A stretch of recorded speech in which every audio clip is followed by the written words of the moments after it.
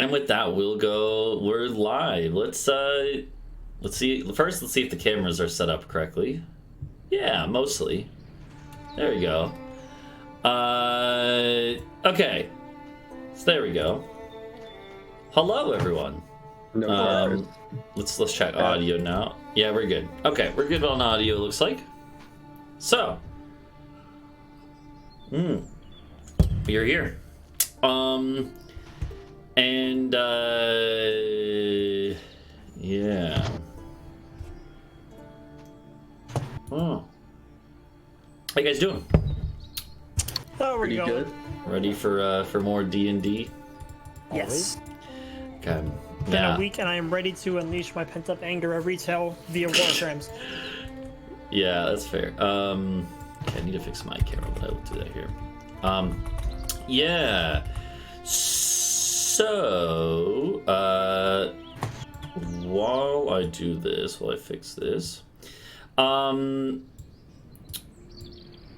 don't we go and do a recap of what happened last time? We started on Oliver. Mr. Oliver, yeah. Yeah. We killed Hilda. You did kill Hilda. In a real knuckle dragon slam out fight. Yeah. We hit the one big giant slaying arrow, and then everyone sucked for the next 10 combat rounds. No, I ran away for some of it. Yeah. Yeah, it was definitely a tough fight, but we very nearly TPK'd. Yeah, I mean, honestly though, you guys were, it wasn't as close as maybe you think. Like, you guys were still doing fine at the end. You were all very hurt. We escaped with all of our death saving throws. That's true, we did. Yeah. I could have got away, like, no problem. I got away. It was not an issue for me.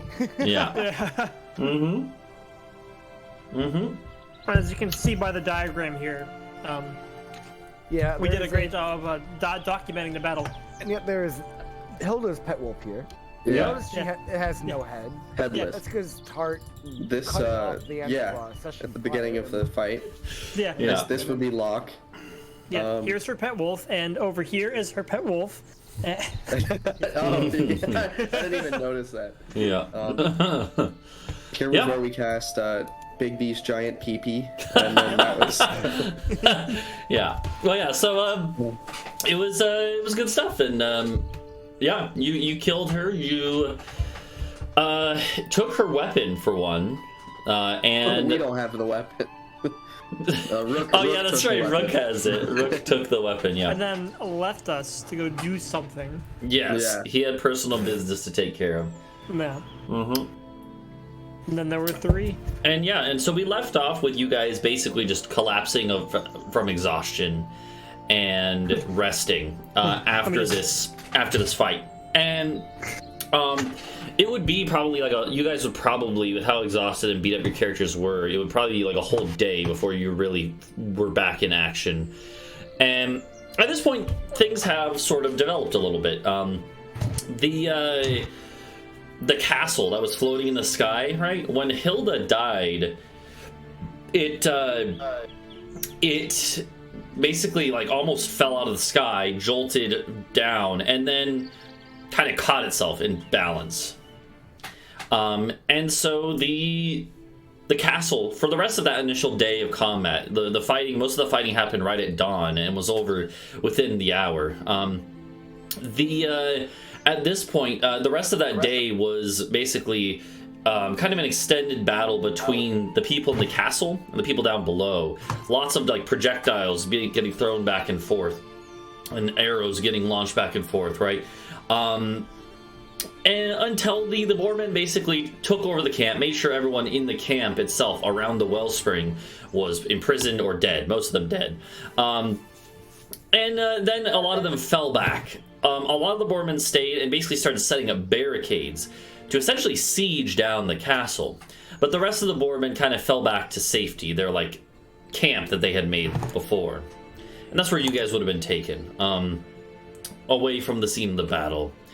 And at this point, you would have people would have kept you up to date on what's going on. Basically, the Boarmen are preparing like ladders and stuff to try and reach to the castle, but it's a good like 50 feet off the ground still. And they're doing like the monkey barrel. Yeah, yeah. Unfortunately, like a 50-foot ladder that's going to be stable enough to siege something is not necessarily the easiest thing to just build all at once. So that's taking some time. And meanwhile, the other thing is that up on the castle, they do actually have a couple griffins that have been occasionally doing flybys over the people down below, and dropping stuff on them, stuff like that. Beyond that, though, the castle doesn't seem like it can really move. And the reason why, actually, as you guys would have found out eventually, is that there's a like command crystal, like a remote control crystal. Like Minecraft. And Hilda had it. And Locke would now be holding on to it, basically. But the castle can like stay hovering on its own. But unless it has someone controlling it with this control crystal, you can't really do anything. And the problem is that to like link to it, right, to basically make a person control it, you basically have to have access to the inside of the castle too. So it's kind of like a situation where neither side can really do much about it right now. Interesting.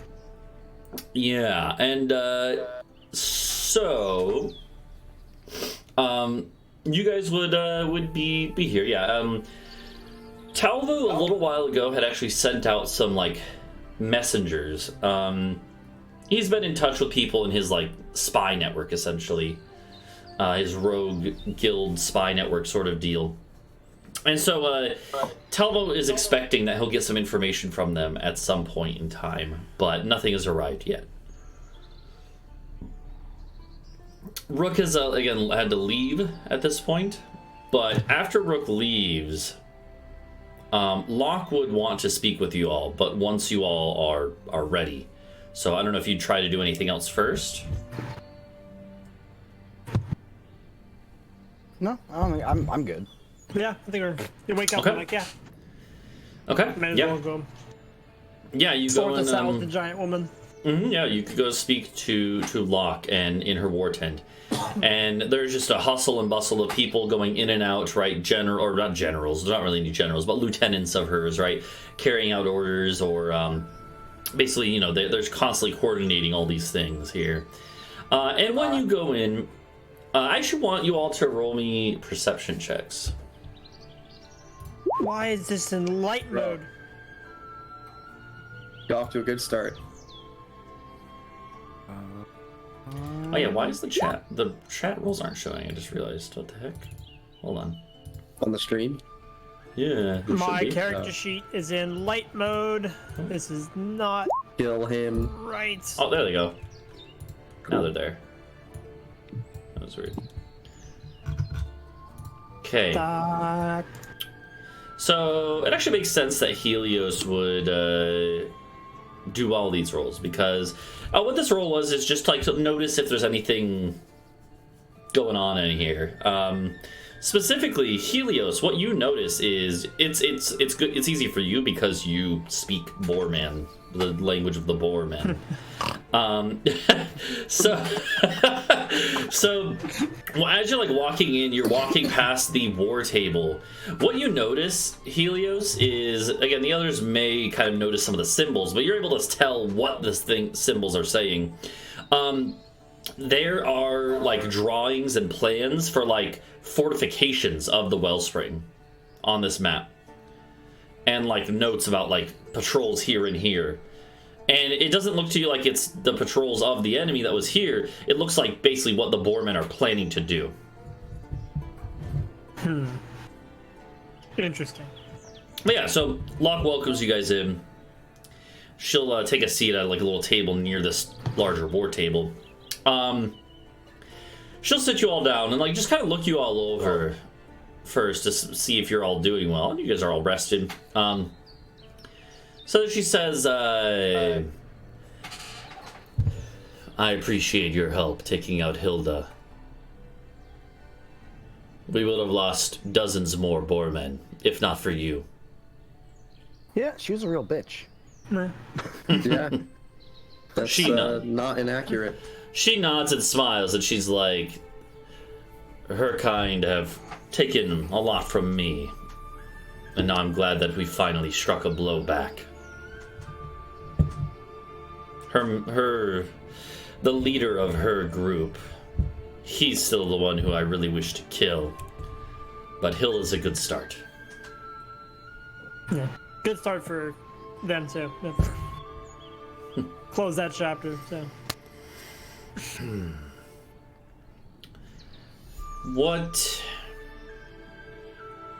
What is the plan that you all have for yourselves? I'm just following them. Figure I get stories somewhere. Well, I suppose. Don't we have to report back to the God Emperor now, or the God King? Let him know we completed our goal. Oh yeah. Oh yeah, Mulu's gonna be Yeah, well, there's Mulu. He'll be expecting have us. the But Mulu Korbach problem. sent us in Yeah. like on a high like level. If Rhuk you- left also. He's out of here. Had to go If deal with some you, personal business. Yes, I heard about the Rhuk.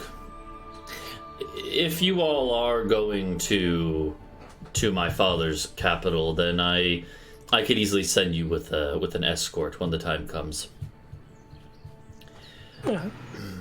Okay. What Yeah. yeah. pretty sure Go they ahead. didn't like us though. They didn't like you guys. Whatever. She shrugs. She'll tell you. She's like. She's like thus the need for an escort. The escort will protect you from any attacks of others, other seditionists. But I will say, if you can reach the Emperor and tell him what you told me, I have a feeling you won't have any issues. My father, he has great respect for those who show their prowess in battle. And you all have killed one of his dearest enemies. There's no way my father would lay one of his claws on you, let alone command others. Fair. Good, that's good to know. Before we do that, though, I do have interests that do lie to the south that I would like to take care of, especially if you're willing to lend me a band of men or more men. Yeah. And we're going south anyway, so yeah, Yeah, I don't know how far south. I can't have the map up in front of me. I say but out of that- character. It was below Korbach's area, right? Is where we're going. Far next. below. Yeah, Yeah. far below. Yeah. yeah, I can put us on the map here. It makes sense to put us on the map. Hold on. But first there's the There's a matter of the siege. She nods, and she actually looks like she was about to get to that. She's like, yes, the siege. So well, okay. So I guess no one has explained to us how the gem, like the control stone, works yet. Out of character. I don't think we know about that yet, unless we were woken up by a lieutenant saying, "Okay, guys, No. here's how the castle works."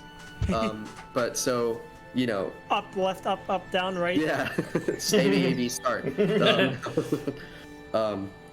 But yeah, so I guess I should ask what your plan is for getting up there, other than the giant, ladder you're building outside. But that, Great, by the way. yeah, marvel of engineering. But I don't know if it's the most practical way to ascend up to the castle. She nods, and That's not how we work. and she's like, I was going to bring this up. If you all are willing, I do have. I wanted to know if you would be willing to help. Yeah, we're here. Yeah. If we can What's take down in the that? hill, we can take down the castle. What's in it for me? She nods, Okay. and she's like, you have done a great service to all of Boarman, and to my group specifically. So this is my proposal to you. You have two options, maybe more if you think of others, but The two options I'm easily willing to offer to you here are either, if you head off now, we'll consider your work with me or for me done and well deserving of payment. And my payment will be, if you leave now, I will send with you as an escort some of my finest warriors. A couple dozen, and that may not sound like a lot, but a couple dozen highly trained Boarman warriors. You're not going to find better warriors hardly anywhere. And that is the first option. And when they are done escorting you, they will join you as soldiers. And that would help with your issue of manpower. Alternatively, if you stay and help me solidify my position here, with the castle in particular, I will let you take the castle. And such a strategic item, I'm sure you see the benefit of. Will it fit in the bag of holding? Is how we're gonna carry it? I think we have to ride it. No, yeah, Yeah, we we have can, that yeah. stone. But Honestly, that begs the question. strolling back up the Kurbak with Well, a it doesn't beg the fucking question. That's not how you use that statement. But it brings up the question, why don't you want it? You're a mercenary, leader of a mercenary band who could all fit inside. So why are you bringing it up? setting posts here. I do, it would be of great benefit to me as well. I'm not going to lie. Such a thing, well, it would be a huge asset. But you all have been an asset to my cause, and if I were to give this to you, that would also come with the assumption that it does not get turned against me at any point in time. Okay. Fair enough. I would view this as an extension of our alliance, you could call it. I'm not that I intend to call upon you as allies in that sense, but suffice it to say, this castle would be a payment for you for the stuff you have done, and the idea being that payment that for you to not interfere against me in the future. Yes, don't have to worry about that. We saw Jen. I'm good. She chuckles. She's like, Talvo's okay. kind of like just like look at me like, take this castle. You're not gonna crash it, please. We can raise it back up, okay? We can get it back out of this. No. I will leave. I will take the money and run. Take the castle and run. She looks at you all again, and actually mainly looks at Talvo, and she's like, Talvo, you're not from this part of the world, so to speak. No, I'm a refugee here. Like Rhuk, correct? Yes. Just not part of Rook's group. No. We came from the same, different part of the world, but did not come here together. She nods, and she would tell you, she would look at you kind of with like a little like kind of a like flicker of interest in her eye, and basically say like, she continues, she's saying, I know my father has probably promised you that he could help. I know that he was seeking out Rhuk in particular. I heard it. With the idea being that he could help Rhuk reach his home. And perhaps you as well. This, I'm just going to tell you, unless my father and his research, the research of his mages has progressed a lot, I could probably tell you just as much useful to such an end. Well, going home one day would be ideal. But currently, I'm looking to save my friends who came over with me, who are imprisoned to the south. She nods. We can learn how to go back now and then just use it later. She nods, and she's like, she kind of nods at Helios. Is like, yes. Well, suffice it to say, this is another part of this deal. My father and his researchers and what we found, this was long ago when such research was started, when I was there. From what I remember, the castle could be a tool in such a project. Beyond its more practical military purposes, this, and she holds up the command crystal, this, and the crystal that it's linked to in there, might be useful to that end as well.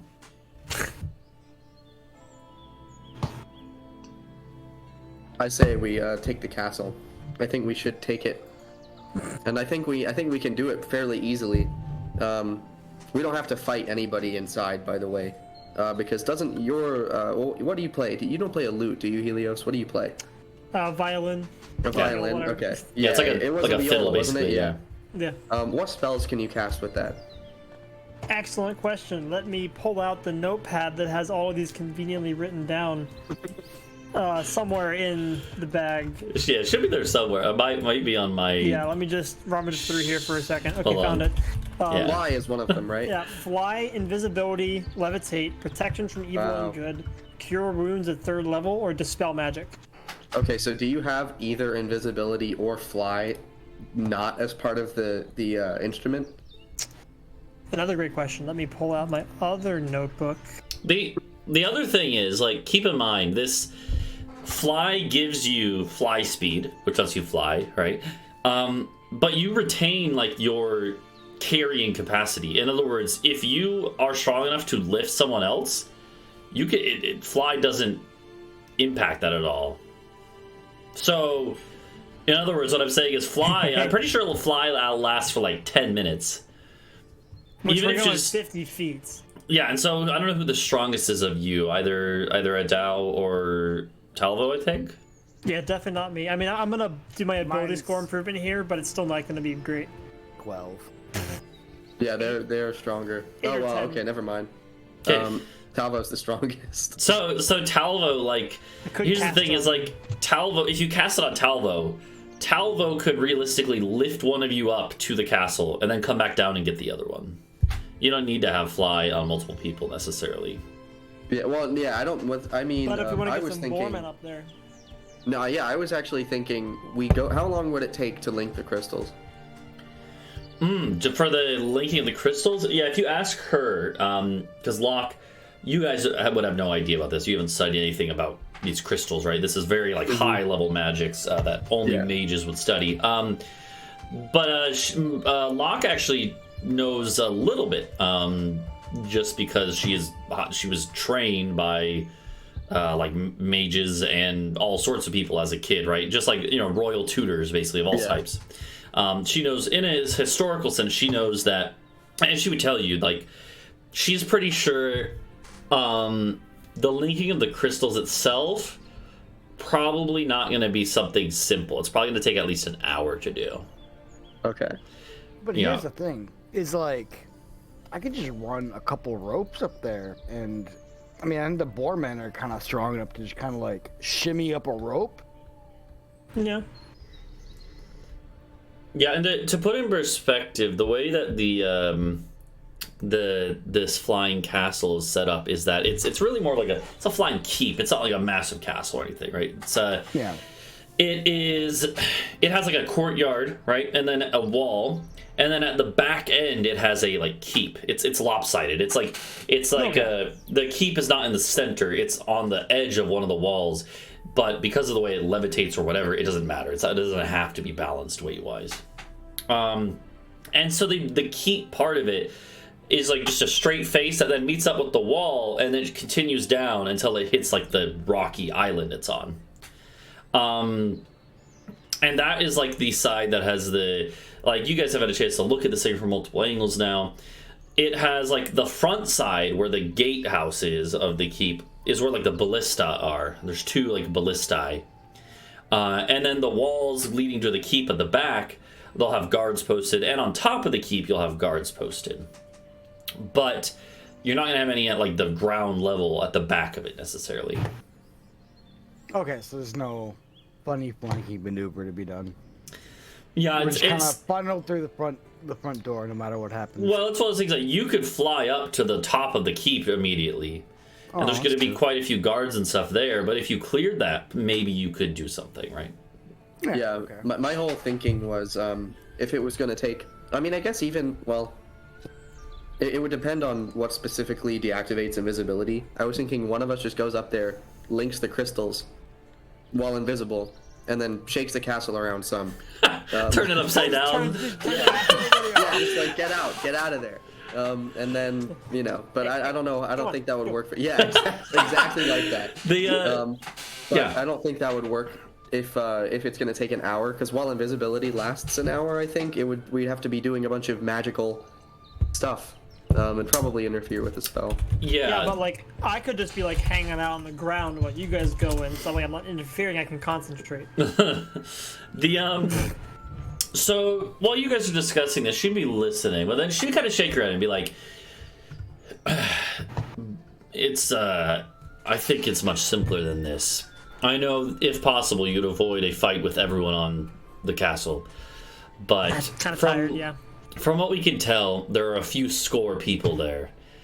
Out of the maybe 60 to 80 individuals holding the castle, probably 40 of them, from what we've seen of those manning the walls, are the mind-controlled type that we had down here. And she doesn't say this, by the way, but you, in the battle for, like, the Wellspring itself, like... the majority of the enemy forces are like these mind-controlled people who were just abducted that you guys found out about. Most of them got killed. It's like, you know, the mind control was not lifted on them. ESM background. Yeah. But, so she would look at you all and basically say, their shaman, the chief shaman, he is the one that the mind control comes from. And he's on that castle still. If you kill him, there goes half their forces right away. Stealth. I have an idea. I'm calling back to another character. And I think you guys are going to like this idea. So we still need... Yeah, okay. All right, I'm thinking. It's a very simple plan, really. If he's in the keep, we need just to get him near a window. That's it. And... then we don't have to do any fighting. We just... And then half their forces are no longer their forces. No, and if he doesn't die from the fall, because it's what you said, 50 feet plus the castle, 80 feet, the Boarman will ensure he's no longer mind-controlling anybody. I think that's a decent idea, but he may have guards. He might be in the center of the castle like a little baby. So... What I will say, Locke says it, she would say, a couple of our shamans may be able to emulate the magics of your friend, of Helios here, and be able to get a couple of our Boarmen flying. And the problem, we knew about this in advance, but the problem has been those griffins as well as their air coverage. If we had tried to bring up a couple Boarmen on their own, they would just get shot out of the sky. But if you all can... What? Sorry? Have you set up any ballista? We have some, and unfortunately, now that we have our own coverage, they hunker down unless we have tried anything. Okay. But my idea is this. If you all are able to sneak aboard, you all are much sneakier than a bunch of Boarmen brutes. If you are able to sneak in... cause confusion by taking out their leadership, then we can at that point probably launch an attack. And our Boarmen, we start dropping off a few at a time to be sure, but once we establish a foothold, we can clear out the rest of the castle. Well, I think we've proven that we can pull off. Hey, wait, you know what? Let me... well, no, I think that's a good idea. However, you guys have played Minecraft, right? So I have control water. So if the Boarmen can swim, then we perhaps do a little waterfall mechanism. I'd have to just lift them up, but I can lift like 100 cubic foot area of water. and a lot of Boarmen can fit in there. So, Also fair. Yeah. Also quick. So I'm a little that's bit smaller. unorthodox, but A bit I mean, if smaller you're of a doing- Boarman. What's the average weight of a Boarman I mean, if you do from it- your rank? Few if you're, hundred if, you're pounds. if you're trying to hundred. raise like the Wellspring water, would you get a boost to that? Because it's magic water. But you have to roll a d20. it's like polluted because they were just dumping all their shit into it from the weapons enchantment process. But I don't know, it's still magical. It's just like Honestly, wacky. fly my ass in there and I'll see what I can do. Be real with you. Into the Wellspring. Well, no, into the castle. Yeah. Yeah, I don't know.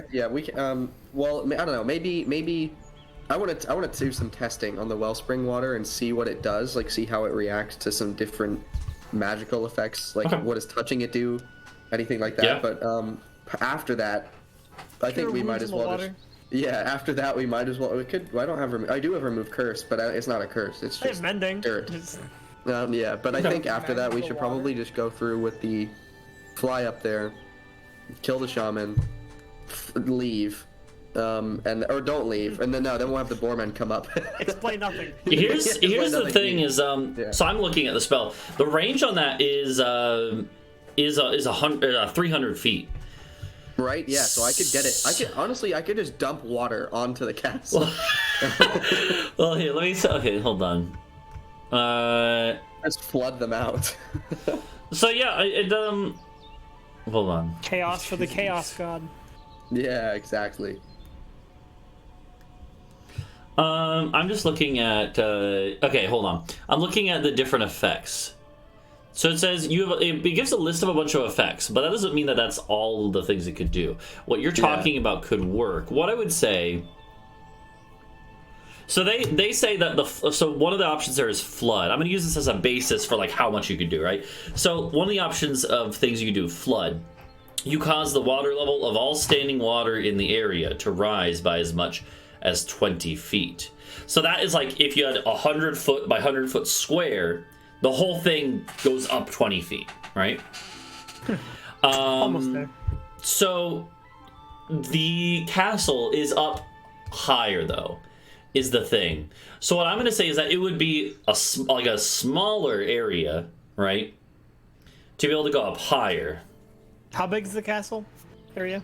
The castle is it's a decent, like, it might be about 100 feet by 100 feet roughly, but it's circular. Well, it's not circular, it's like, I don't know, the castle itself is maybe like hexagon shaped or something like that. But no, so Duncan, what you could do is it wouldn't be 100 feet by 100 feet. That whole area rises up like that 60 feet needed to reach the walls, right? But what you could do is probably like a 30 by 30 foot area, raise that up like 60 feet to reach the top of the castle. How deep is the 30 area? So it's like 30 by 30 by... Well, it would be just like the... I think he said it was 50 feet up. Yeah, so it'd be like 50 to 60 feet to actually reach the top of the walls. So it wouldn't like this, it would like this. Yeah, exactly. So what I would say is like you could probably do that. Like if you think about a 30 by 30 grid on like in terms of like a battle mat, right? 30 feet is six grid spaces by 6. That'd be like 36 Boarman warriors you could realistically lift up. I think that sounds like a fair amount. It's like I think you could lift up with this probably like, you know, maybe a little less than 36, maybe like 30, because a lot of them they might carry up their gear up and stuff. Mm-hmm. But like that's enough already where that's not going to be enough to take out the whole castle as it stands. Yeah. Because when we get up there with the shaman. Exactly. Yeah. So what she'll say, what Locke would say, she would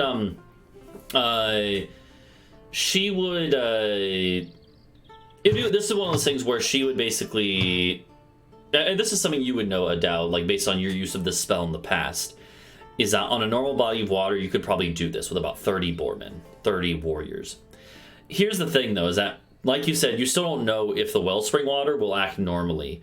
And so Locke, when you're kind of telling this plan to her, she's like, she nods to you, and she's like, if this is the plan we want to take, then I will give you the rest of this day to prepare. I'll prepare my finest warriors who volunteer for this job. and we can plan on you doing this at some point tomorrow.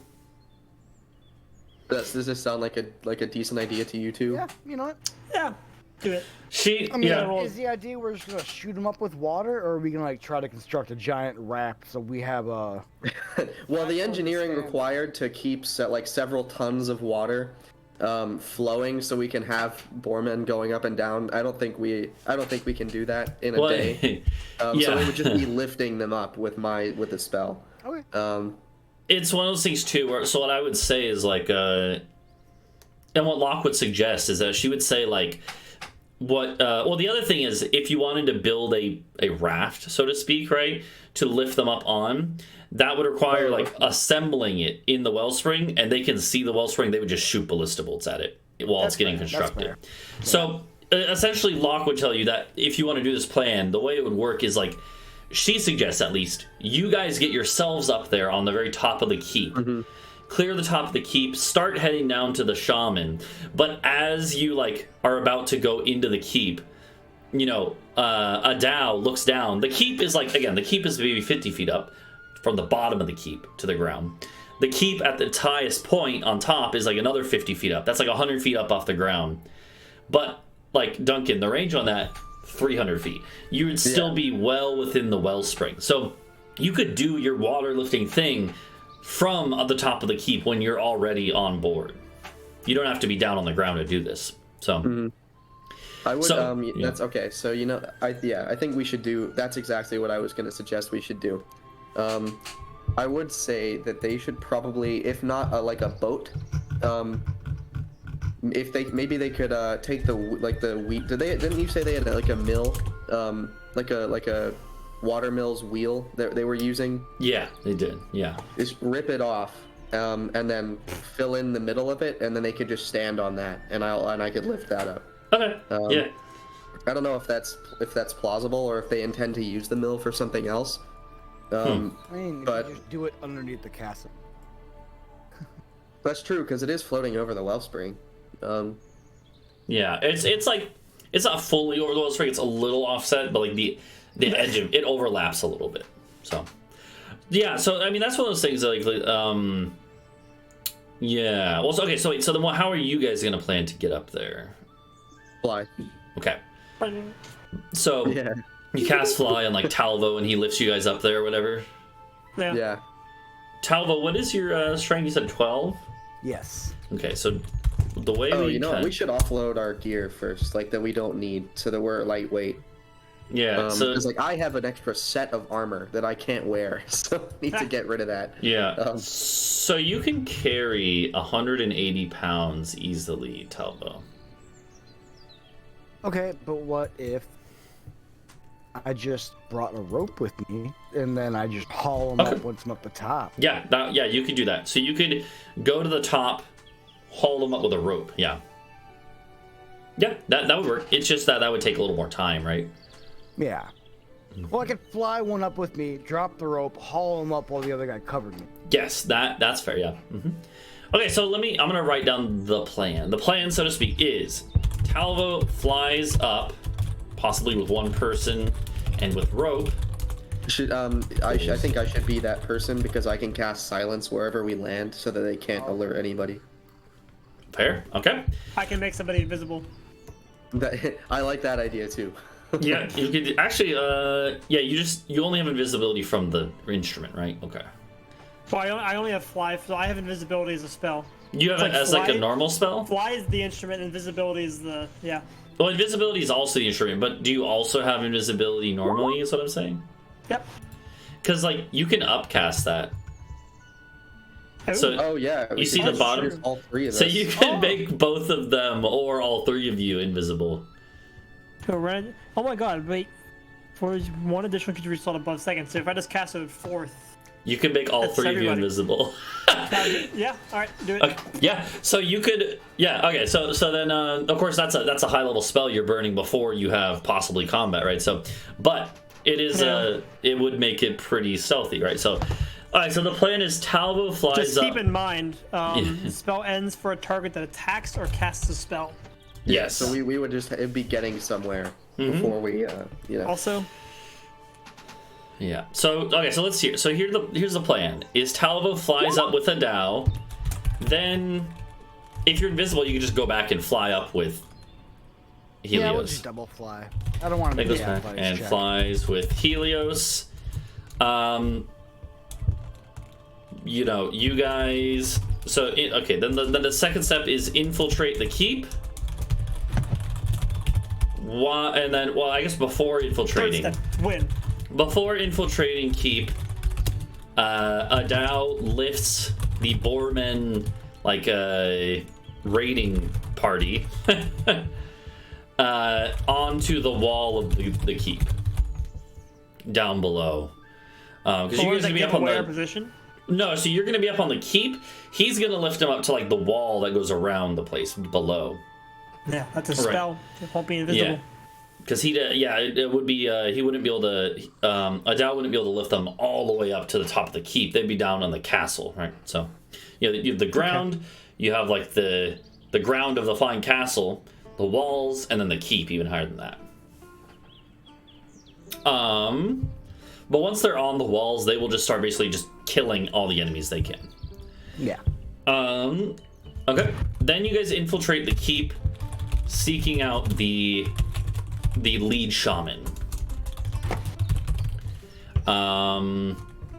Okay. Yeah, that seems pretty fair. Let's see. It is. Let's see. Okay. Is there anything else that you guys would ask Locke about, or? Oh yeah, would any Boarman be willing to pay for some of the stuff I have? Sure, I have splint armor and a +1 shield. Yeah, they could. If you don't want that stuff, they could take it. Yeah, I just it's a lot of weight. Yeah, they would. My capacity. They would. Let me go look at what they would give you for that. I have an out-of-character DM question. Is the ability score modifier? It's +2 to any, right? Okay. Yeah, and I personally would recommend doing it to the thing that you use the most, right? In your case, like charisma would be a really good one. So not my -1 strength. Well, okay, think about it like this. You have -1 strength, but the most you're going to do is bring it from a -1 to 0. Yeah. And how often are you using strength stuff, right? Even a 0 is not going to be that helpful. Whereas like the charisma thing, you use that all the time. That affects your spell saves, right? That affects your spell attacks. That affects like how much you heal, right?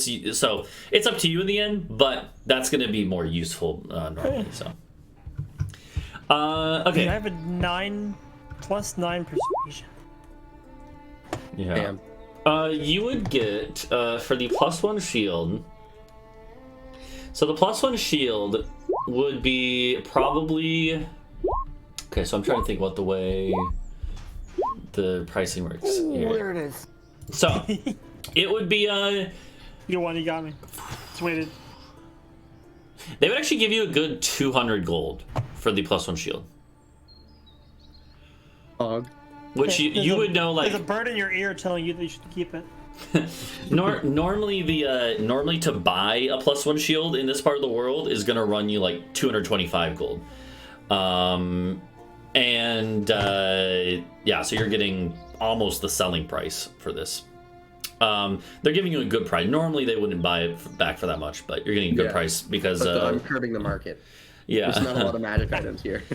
Yeah, the selling weapons in an active war zone does. Yeah, I'm more profiteering. Yeah. So and then what was it? Splint armor? Yes, splint armor, not enchanted or anything. I think I got it from the Centaur captain. Yeah. Hold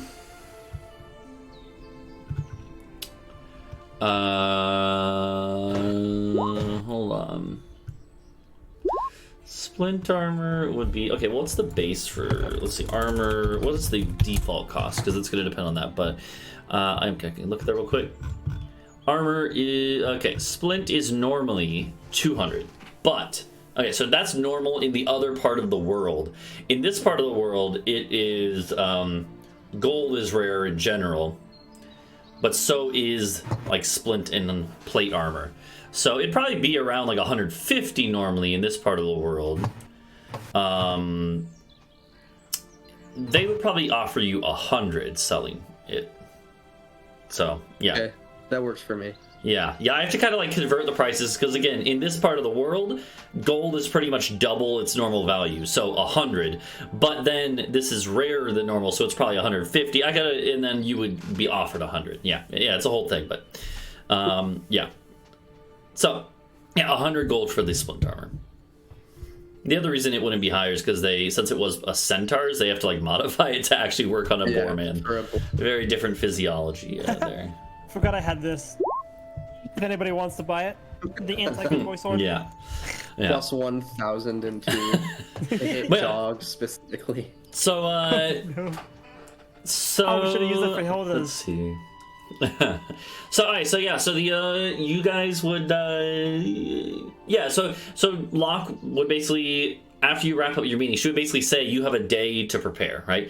And she would say, just like before, we'll have you strike at dawn the next day, right? Yeah. And so during this day here, you're gonna rest again. So I'm assuming that Adau would go and use the magic he has to practice on the Wellspring, right? Yeah, practice, test, probe. Yeah, and you'd go on the opposite side from where this keep is, and they can still see everything below, but as long as you don't draw too much attention, right? But as you start practicing on the Wellspring water, go and actually roll me an Arcana check. We'll say with advantage. Okay, so invisibility. Okay, there you go. You got it. Okay. 20. Yeah, 20. So, I guess I couldn't have rolled any better. Yeah, that's fine. So as you're kind of like using your magic, you're trying to like figure out what exactly the properties of this water, especially if I'm going to be manipulating the very water of the Wellspring itself. And by doing this, you're able to determine that you're not going to have any issues like casting the spell to use it in this way. But similar to how when you guys were beefed up by that wild magic, you're going to have to make wild magic rolls for any manipulation you do. So there's a low chance. Roll 20. There's a low chance. You don't have to do it for this practice bit. It's just like basically you start to lift the water, you feel magic surging into you, and then you're like, okay, well, let's stop that. And so you're pretty sure if you try to do this thing of lifting people, this group of Boarmen up, you're probably going to have a potential surge of magic that you might not be able to control. Will that change based on the effort I'm putting in, like how much stuff I'm lifting? You're pretty sure that if it's just lifting the one group of Boarmen up, it'll just be one surge, right? But you do, I believe the control water thing, so if it's just that original plan of lifting the one group of 30 Boarmen up, you would just have one surge to try and avoid. If you tried to do any more with the water after that, then it would be more. Okay. And you said this water is resistant to being collected? Like it won't actually, or was that a joke? No, that was a joke. You can collect it, but it won't have the same properties. It doesn't have the same healing properties, at least not right now. Yeah. Okay. Well, I still would like to, take a cup or something. Or could I use maybe the small bag of holding that one of you has, and we can collect some of this. I could dump out some of my flask of oil, and you could use. Actually, I'll take one of your flasks and I'll collect. Flasks, yeah. I'll give you 5. Okay. 5 We flasks. have to find something with this bag. 5 flasks of Wellspring water. Got it. Yeah. Okay. And Tainted water. Heavy water. Hold on. Okay, so I need to drop level 4 down to 1 spell. And I use my instrument. Okay. Well, I will. Cool. So we'll see what that has in store for us later. Mm-hmm. Okay. Okay, I think I'm fully upgraded now. I picked Polymorph. Chaos for the Chaos Gods. Yeah. I could have picked Dimension Door and saved us like an hour here, but... but true. But polymorph. Did I ever tell you what I once polymorphed a wyvern? No.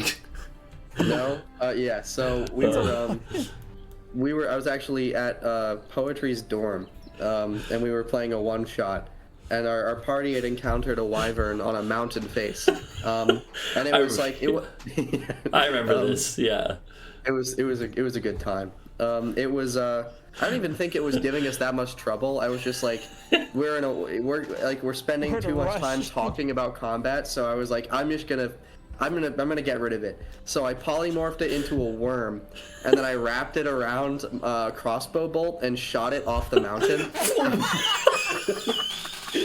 Okay, this is a perfect choice. I remember this. Yeah, it didn't even die. Like it landed and it flew back up, looked at us, and it was like, "That's not worth it," and just left. Yeah, because I calculated the way it works on polymorph is like if a thing takes a shit ton of damage, it doesn't die. It's just that the damage goes to whatever creature it is, and then any extra damage carries over. So like a wyvern's pretty beefy, but it also fell like a couple 100 feet. So it took a fuck ton of d6s of damage, and then just like flapped up as it like was like, what the fuck just happened? All of a sudden I'm really injured, and I just got launched off the mountain, and it just ran away. Yeah. Okay, definitely picking that. Yeah, it's yeah. It can be pretty brutal. Good, but polymorph is there's some potential way more there. fun. Yeah. So but yeah, so the so yeah, I don't know. Do you guys have any other things you're trying? Oh shit, my mouse fell. Any other things you're trying to figure out before you go? I don't know. Just if you're gonna cast a spell, then not be invisible. Well, oh yeah. Well, I think Cast we'll it be while invisible. we're going up. So like I'll do it, and then I'll at the same time do it. I guess that works because it's an action. It's not like oh no, it's yeah. So casting time is an action, but that's a good question. If you're concentrating on a spell that you already casted, can you be invisible? Oh yeah, that's a good question. Let's see. Let's look that up. Does concentration break invisibility? That will be an answer to that. Let's find out that. No, this is not known.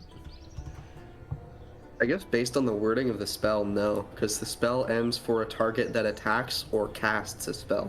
Yeah, I think you're right. Based on that wording. I think you're right. Yeah. So, yeah, if you, I think you're right. So I think if you just did it and then you cast invisibility and start your plan. Yeah. The only thing is that doing it in that order would mean the Boarman would have a good maybe. Well, they would have to be in position, I guess. They would be a little early then. Yeah, because I have to concentrate for 10 minutes. Or I have it for 10 That's minutes. true. Yeah, you could just wait to do the effect until you're up there. Yeah. Yeah, but that means I'd have to be careful to not get hit until we were ready. Yeah. Yep. But yeah, so I think invisibility to get us inside, past the patrol or the ballista manors on the top of the keep. We get inside, and then once we've attacked the shaman, then I'll look out a window or so. I don't even have to see the water, I don't think. So I can just then I can cast it. Yeah, any freestanding water inside an area you choose, I don't have to see it. That's sick. Yeah, so you would just be able to visualize it. Mm-hmm. Okay. Yeah, so that's that actually. I won't even have to start it. We can just do it the normal way. Yeah. Yeah. Okay. Yeah. Cool. So yeah, you would spend the rest of this day preparing. There wouldn't be any chance I could buy magic arrows. Magic arrows? Yes. You could buy arrows and have them be enchanted magic. Yeah, maybe the shamans. Yeah, can I have the shamans But they'd be wild magic arrows.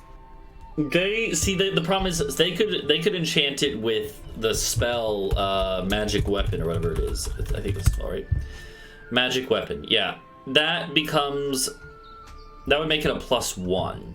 They could do that to your bow. Is your bow already a +1? I thought it was. Apparently not. I thought I got a +1 bow back when It's I guess- level check. Kerbach. 15. Oh yeah, you would have gotten a +1 bow. Let me check. Let me see if it's applying it. What is your? Okay, you have a +3. Yeah, no, it is +1. mod. It is +1. So. Okay. But yeah, I guess the Yeah, no, they can't do that on the ammunition, unfortunately. Okay. Yes, so they wouldn't really be able to help you any more than you already have there. Okay.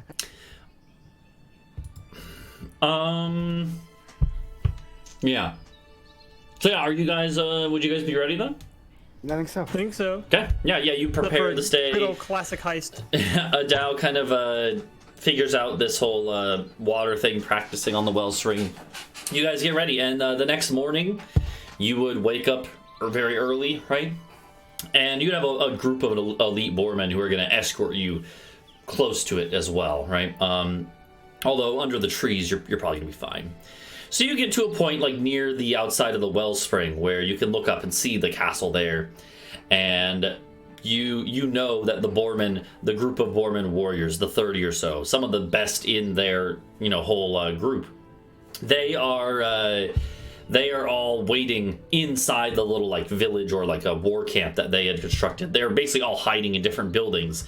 They know exactly where they need to be in the water, and they're gonna just run out when they get the signal, right?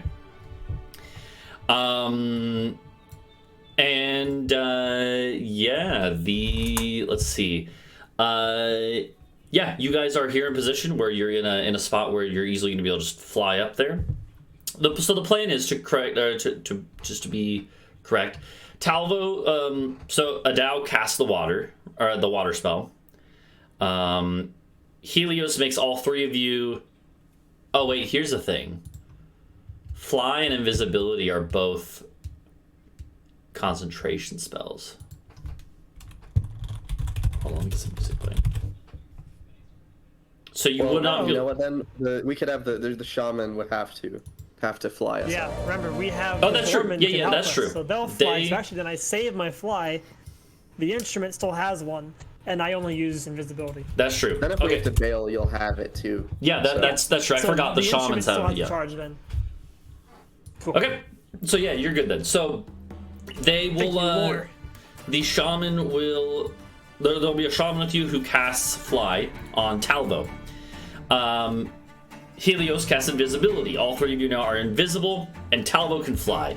Talvo, you are gonna have to take 2 trips, Yep. but I'm assuming, and you're gonna take Adau first, right? Yep. Okay. And so as you basically are all like pat each other on the shoulder to figure out where each other is because you're all visible now. And so Talvo, you find Adau. I don't know. Do you say any last words? Bread, homie. What do you say? What do you say? Bread. Oh yeah, let's acquire this Let's get this gluten bread. product. Hold on, wait. Yeah. Okay. And you guys would then go ahead and start flying up here. As you Invisible. yeah. As you sort of reach the you start flying up, and it only takes just to put in perspective, Talvo so TSM, it only takes Talvo like maybe 2 turns to fly up here. It's actually not that far. Well, more than that, flying gives you 60 fly speed, and you can dash twice. You're probably, I'm assuming you're probably gonna go slow-ish because you want to make sure you don't crash into anything, but you can still go pretty quick. So you fly up, and you guys get over the top of the keep. And at this point, Adau, you can see the Boarmen. They're all wading out into the water, and they haven't been spotted yet. And you're about to be dropped on top of the keep by Talvo. Who's around? Is there anyone on the top? Yeah, so that is the thing, is that you guys realize, wait a minute, this might be a little more complicated than we thought, because on top of the keep are both of the griffins sleeping. Of course. Whip out that So, silence there. They have like little nests set to the side. But luckily the top of the keep is big enough that it's not like you have to land right on top of them. Yeah. They're As sleeping. far away as possible. Are there stairs down, or is this just like where they set up the nest? There is stairs down, yeah. Because there's also a few people up here. There's actually 2 guards, and then what looks to be like a kind of like a supervisor guard. Okay. It actually looks to be like one of those berserkers, kind of like the ones you fought before. And he's sleeping, but the guards are awake.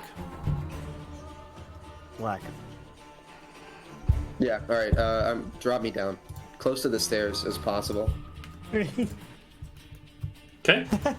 Tart makes a good point.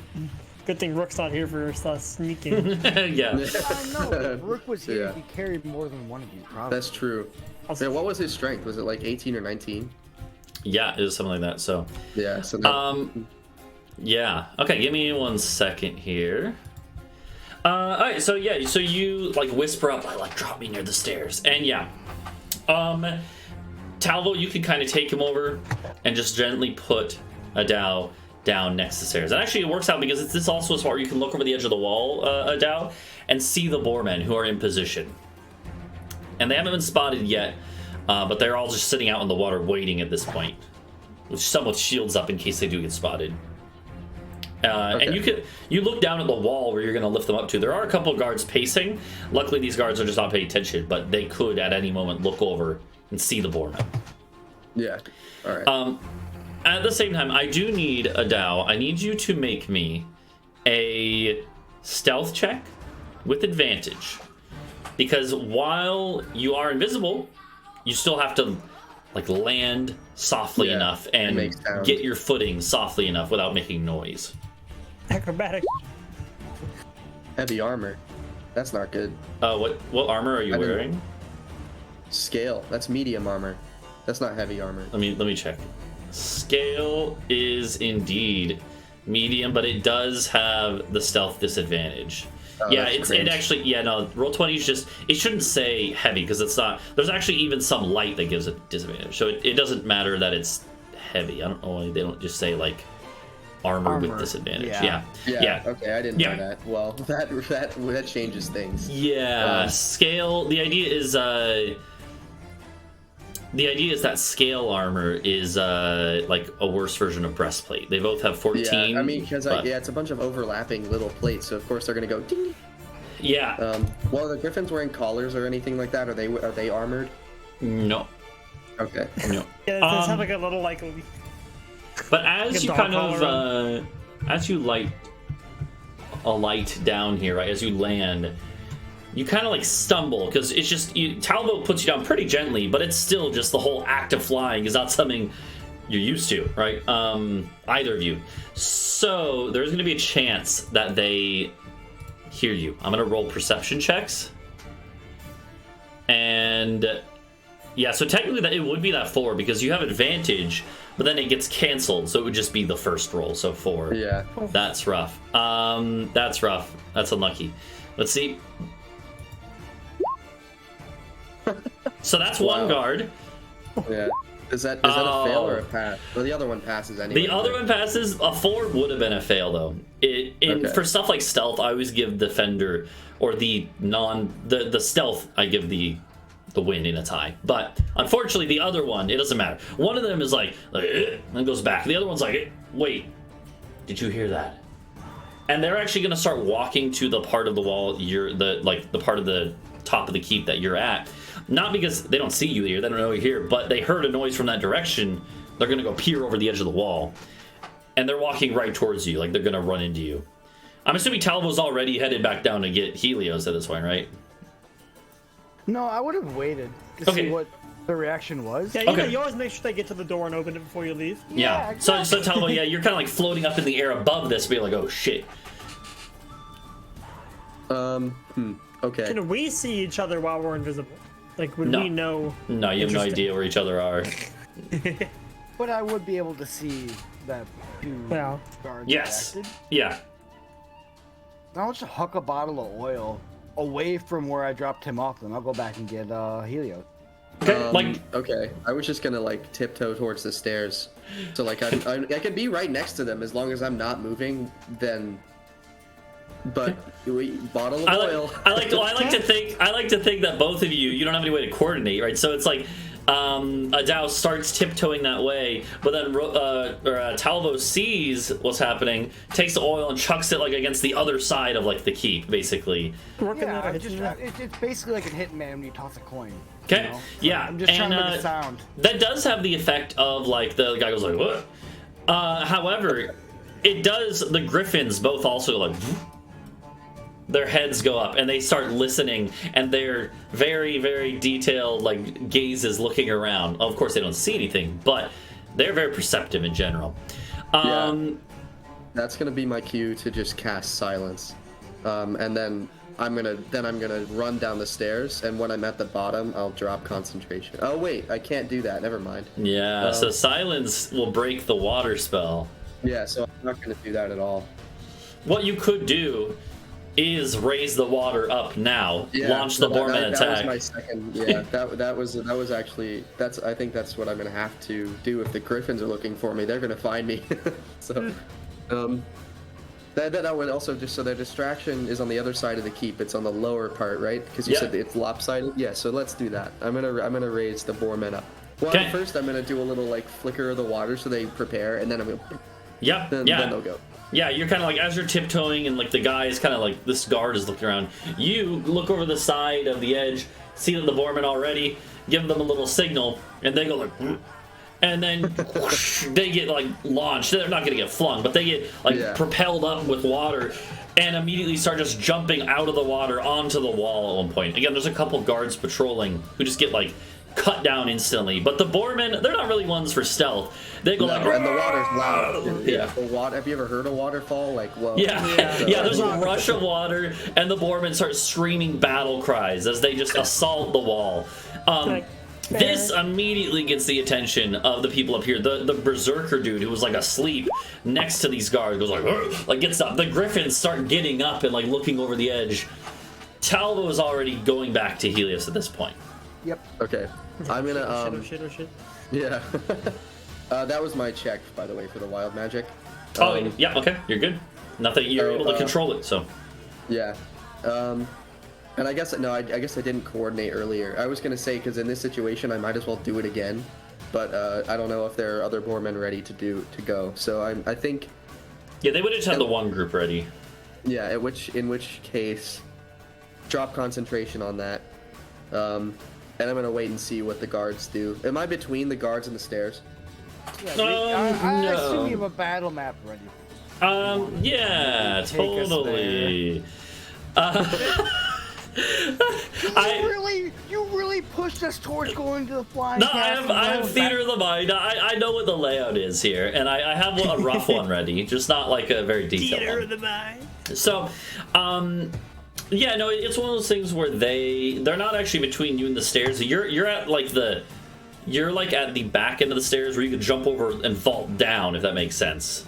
The stairs are going down, and you're at the other side. Yeah. Okay. Well, that makes this easier then. So I'm just gonna stay put and see what they do. Yeah. Okay, yeah. At this point, the guards, who, by the way, it becomes clear to you as you've been able to look at these guards. These are a couple of the mind control people. They are not like fully themselves.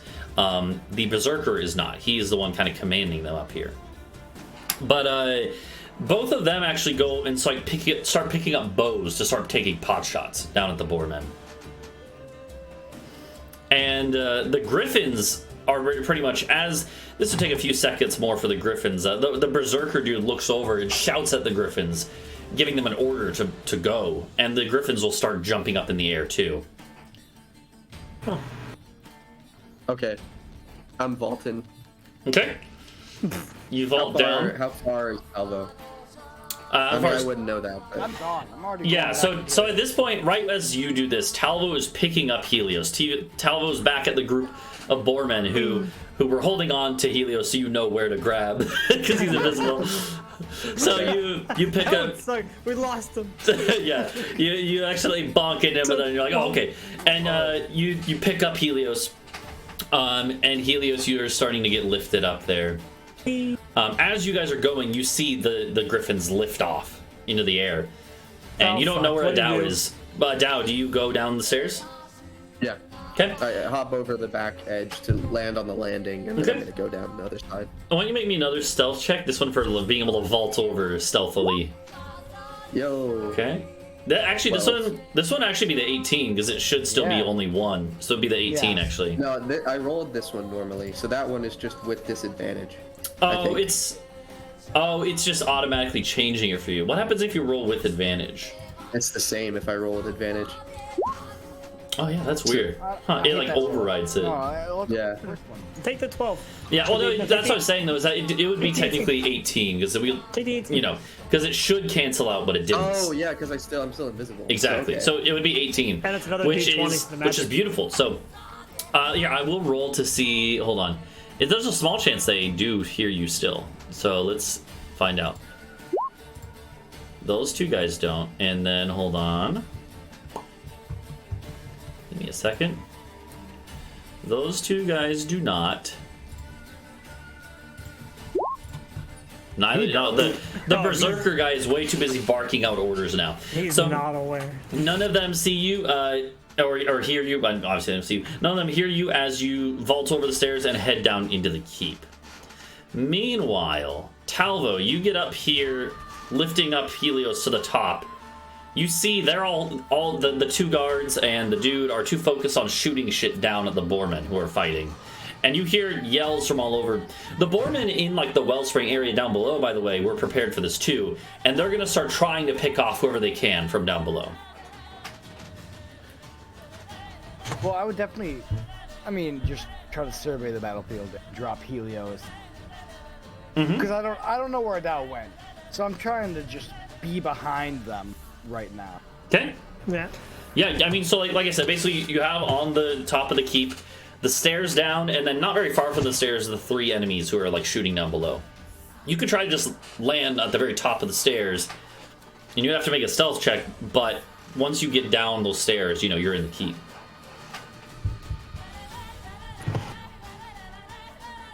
Yeah. Meanwhile, Adau, what are you going to do See, inside? part of me wants to just drop Helios and then just like, wasp into one of these guys. Knock the berserker off the edge. That's actually a good idea. That's not a bad Honestly, idea. like, you know what? Go for it. That would be an attack, I think. So you would. I would once count you that as hit an it- attack. It would be like a shove Yeah. attack, right? I would definitely drop, but Yeah, but then if he's off the side, then whatever, you know. Yeah. Okay. But anyway, so I'm gonna look around, see who's on this second floor. or Okay, the sounds floor good. below. Yeah, you would probably, I'm assuming, going as stealthily as you can, looking around. Okay, we'll get to that in a second. So I'm falling. no, you're not falling. I just drop you. I drop him Okay. without bringing him over the castle. You just like you drop him into the Wellspring. No. So you just gently drop Helios down at the top of the stairs. Helios, I want you to make me a stealth check with advantage. Of course. Okay, with advantage. You have good decks, I think, right? Yeah. Roughly. All right, let's roll. I'm gonna roll again for all these guys. It's still super low chance that they. Wow. Okay, Again? so one of them. Question: is that Yeah. last one the berserker? Nope, that's No. one of the mind controlled normal guys. yeah. Who's So like, funny if hey, you won they're, the 20. they're like, hey, what was that? I feel like if they're mind controlled, they should have a disadvantage on wisdom roll. Their brain. There are a couple reasons they might, but I don't think mind control really matters. Yeah, Like, they- Their mind water control to and be the- more tuned. You know, you can explain it either way. Yeah, Unfortunately. in this case, if it was more of like a direct mind control thing, like they're puppets, then maybe. But they still have their own senses, right? It's just their motivations have been twisted. They could almost have like a hive mind thing. Yeah, well, but yeah, so one of them was like, hey, what was that? And they're actually gonna, Helios, you're probably like, oh shit. They're actually gonna start walking over towards the stairs, because it seems like they thought it was from down below stairs. But, Talvo, you're pretty sure that they're gonna run right into Helios. Of course, here's the thing. If you do just yeet that berserker off the edge, there's a good, then they're definitely gonna focus on you instead. Fine. At the same time, How much more time of fly do I have? it's like 10 minutes, so you have a lot of time for that. Yeah, Yeah. exactly. I can just fly away. Yeah. So the Yeah, you could shoot at them and then keep flying, and then just go somewhere else. Yeah, I can pharaoh them. yeah, and at this point, Adau, you're like kind of in like a hall down below, or you're in like the stairwell. And unfortunately for you, you realize, like, wait a minute, this whole row like hallway. It's not too long of a hallway because the keep's not that big, but this hall, it seems like basically this hall kind of loops around or goes through into the middle of the building, and you're like, this is where there's like a lot of rooms that would normally, you're not sure exactly what it'd be for normally. One thing I haven't mentioned to this point, this whole keep is actually made for giants. That's the one thing that you guys didn't know, but I forgot to describe it here. For all the staircases, there is actually like, it's split. Half of the staircase is like larger steps for giant-sized creatures, and then the other half is normal stairs, because even way back when these ancient flying castles were constructed, the giants had like slaves that were normally humans, or dwarves. So you kind of walk down the stairs and you see like in this tall hall ceiling. Again, you're not sure what these rooms would have been for originally, but you realize, oh shit, these rooms are right now were being used as barracks. And a bunch of these sleeping soldiers start coming out of rooms with weapons. And they are luckily they're not really most of them seem to not be coming towards you, because this staircase only leads up to the roof. It's not like a circular one that leads down further. They seem to be going towards another stairwell, except for like 3 or 4 that have bows and are coming up to get a vantage point on the roof. How wide is the hallway? It's pretty wide, because that's to fit giants, you know. It's like 10 feet wide at least. Okay. Yeah, that's a good point. And how many guards are there total? There's like 4 coming this way. Yeah, but like that, if I were to do something that was loud, or if I messed something up, how many total are in the hall? In the hall as a whole, like they're all spread out in it, but probably 20. Okay. I mean, again, there is a group of 30 Boarmen knocking at the front door. That's true. I guess I could just stay still against the wall, and if I don't move, maybe they won't. Okay. Meanwhile, so Helios, Adau kind of presses himself against the wall. Helios, you're up top. You see a guy approaching right towards you. Probably gonna run into you if you don't move. Talvo, you see this too. Does Talvo do anything? Helios do anything? I have an idea. We're gonna message the guy who nat 20 is walking towards me and tell him like, wrong side, dumbass, or something of that nature. Okay. Because I have a very high persuasion. Figure toward a creature that range with for us. They can hear the message and yeah. Okay. Yeah, that would work. Hey, but hold on. That's a spell. It's not a leveled spell. Oh but yeah. It's still a spell. It will. Cantrip. It will Does break. cantrip? It will break your invisibility. Will break it too? Yeah, a cantrip is still a spell. Yeah, it just matters. All that matters is the act of casting a spell. Doesn't matter what the spell is. Never mind, I won't do that. Okay. We're just gonna slowly move out of the way then. Okay. Roll me a stealth check again, with advantage still. Oof. He hears you, and now he's even more suspicious. And Talvo, you can tell that this guy is like, something's going on here. So Talvo, do you do anything to help him out? Is there any way I can try and make like a stealth attack on this? Just like, you know, fly into him, rapier out, hit him in the throat, and then just kind of yeet him? Yeah, you can absolutely do that. It will make you visible, though. That's fine. Okay, so Talvo is like, oh shit, okay. And you have so much movement that you can just like swoop forward. Go to make an attack with advantage. Okay. Because it's an unseen attack. Okay. And roll your attack. You would also have sneak attack on this, because you have advantage on it. This guy has like leather armor. You easily hit him. No.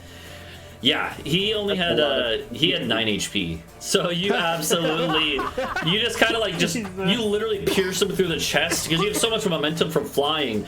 You're not used to flying. You probably don't even realize how you're like, oh shit, oh, and you just all of a sudden just fly. You go and like you just appear in air as you like just launch him off the edge of the building.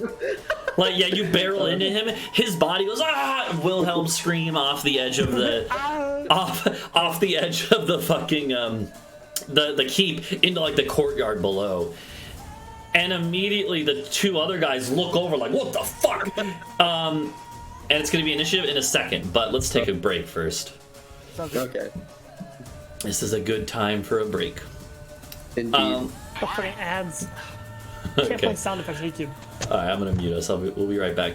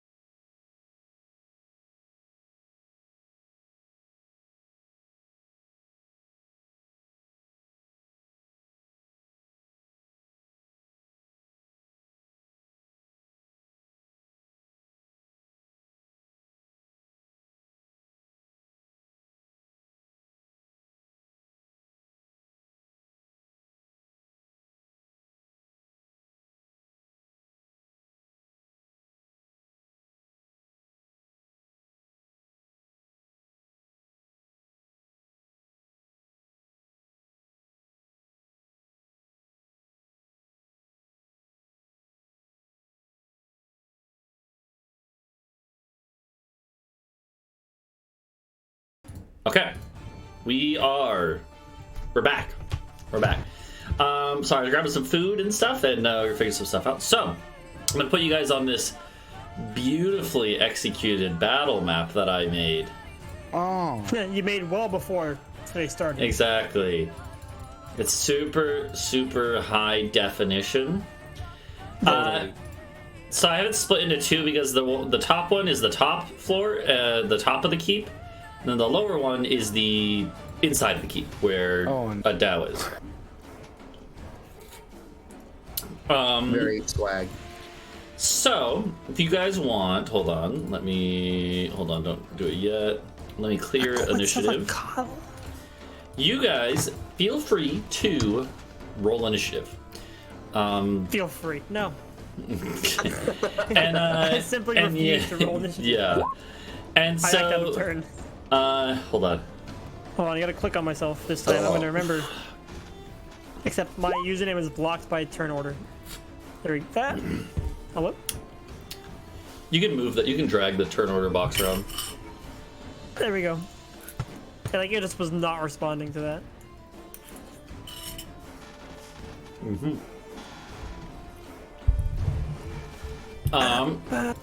So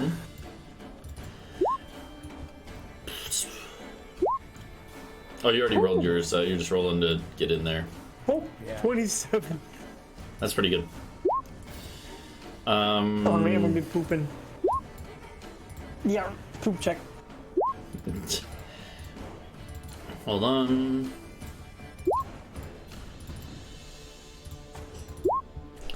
Alright, so yeah, the yeah, well, so Talvo would be 16, right? Not 27. TSM. Yes. Yeah, because I don't think you have advantage on that. I think, funny enough, Tart actually did have advantage, but you do not. I do. I just happen to get an 8 with it anyway. Oh, that's right. Yeah, you do because you're a weapon, and you still roll. Yeah. That's really funny. All right, so here we are. So again, the top level is the roof, right, of the building, and then this is the interior, as far as what you can see right now. And so again, Adau, there's a bunch more guards that started running down the other way, but these ones here are running towards the stairs that you're near.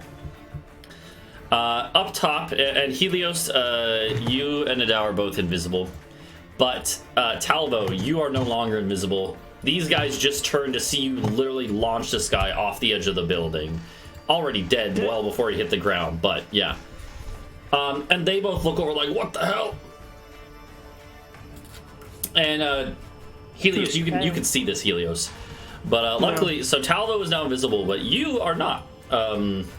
You're still invisible. So what are you gonna do, Helios? Excellent question. So this griffin's still up here as well, right? So the griffin is up in the air. Yeah. Oh, so I don't know. I don't know if there's really anything I want to do yet, because I still have the advantage of being invisible. Mm-hmm. Maybe I'll just move into like. Hold on, is the scale the same here? Yeah.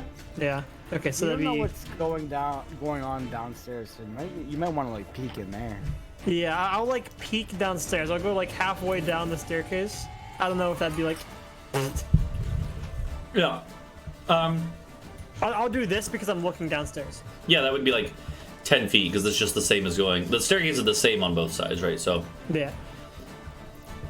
Because that way I'm like so like, and then I'm in position to do either way. Whoever needs help. Yeah, if you from there you wouldn't really be able to see anything, but if you look down like here, you'd be able to see the edge of these guys running down the hall. You can definitely hear them coming one way or another. Okay, then maybe I'll go here just to be like a little bit. Okay. Yeah, at this point, you definitely see these guys. You don't see Adau anywhere though. You have no idea where he could be.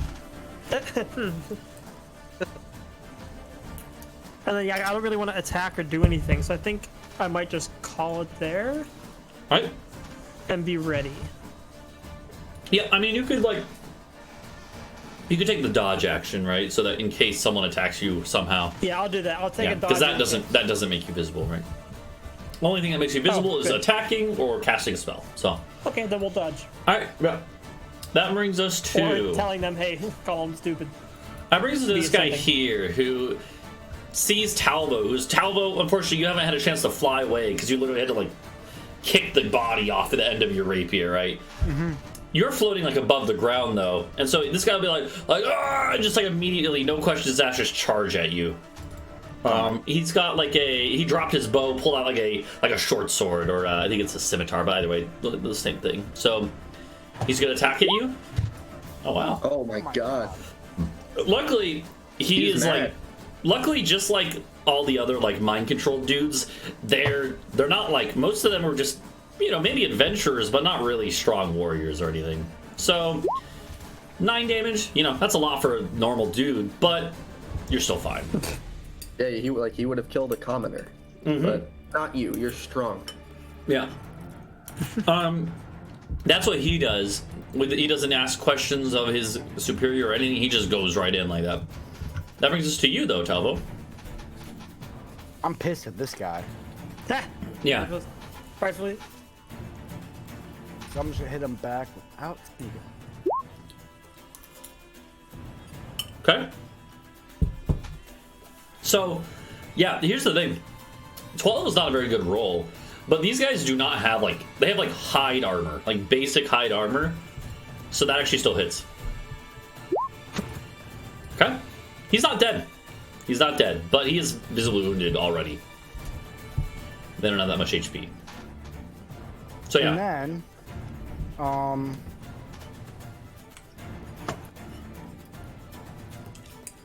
yeah, I'll just disengage. Mm-hmm.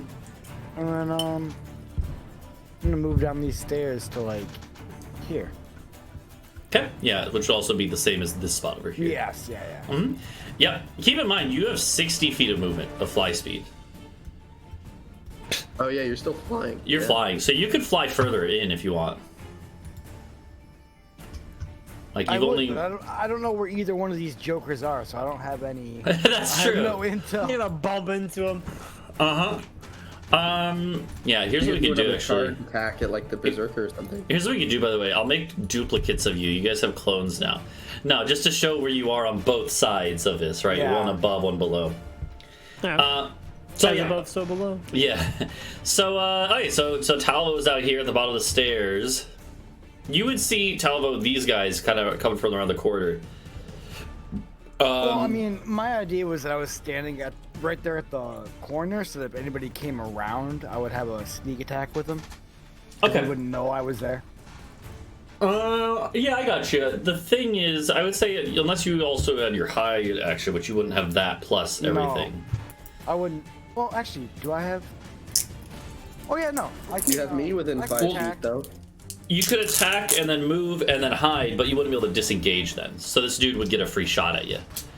But, you know, if you're willing to risk that, you've already seen basically the max he can do. Yeah, whatever. No, this is. Alright. That's it. That's good. Alright. Okay. This guy is actually going to run forward and literally, like, run smack into Talvo. Unfortunately, though, again, since you weren't able to, like, hide or you didn't have, like, an opportunity to set up a full attack, he's going to run you and be like, whoa, what the hell? And then take a second, realize that you're not an ally, and go like, just try to charge at you. They miss, though. Yep. That guy misses. This guy runs up alongside him, bonk, bonks right into Adau. It is like, what the fuck? Let's see if he's smart enough. We're gonna roll intelligence.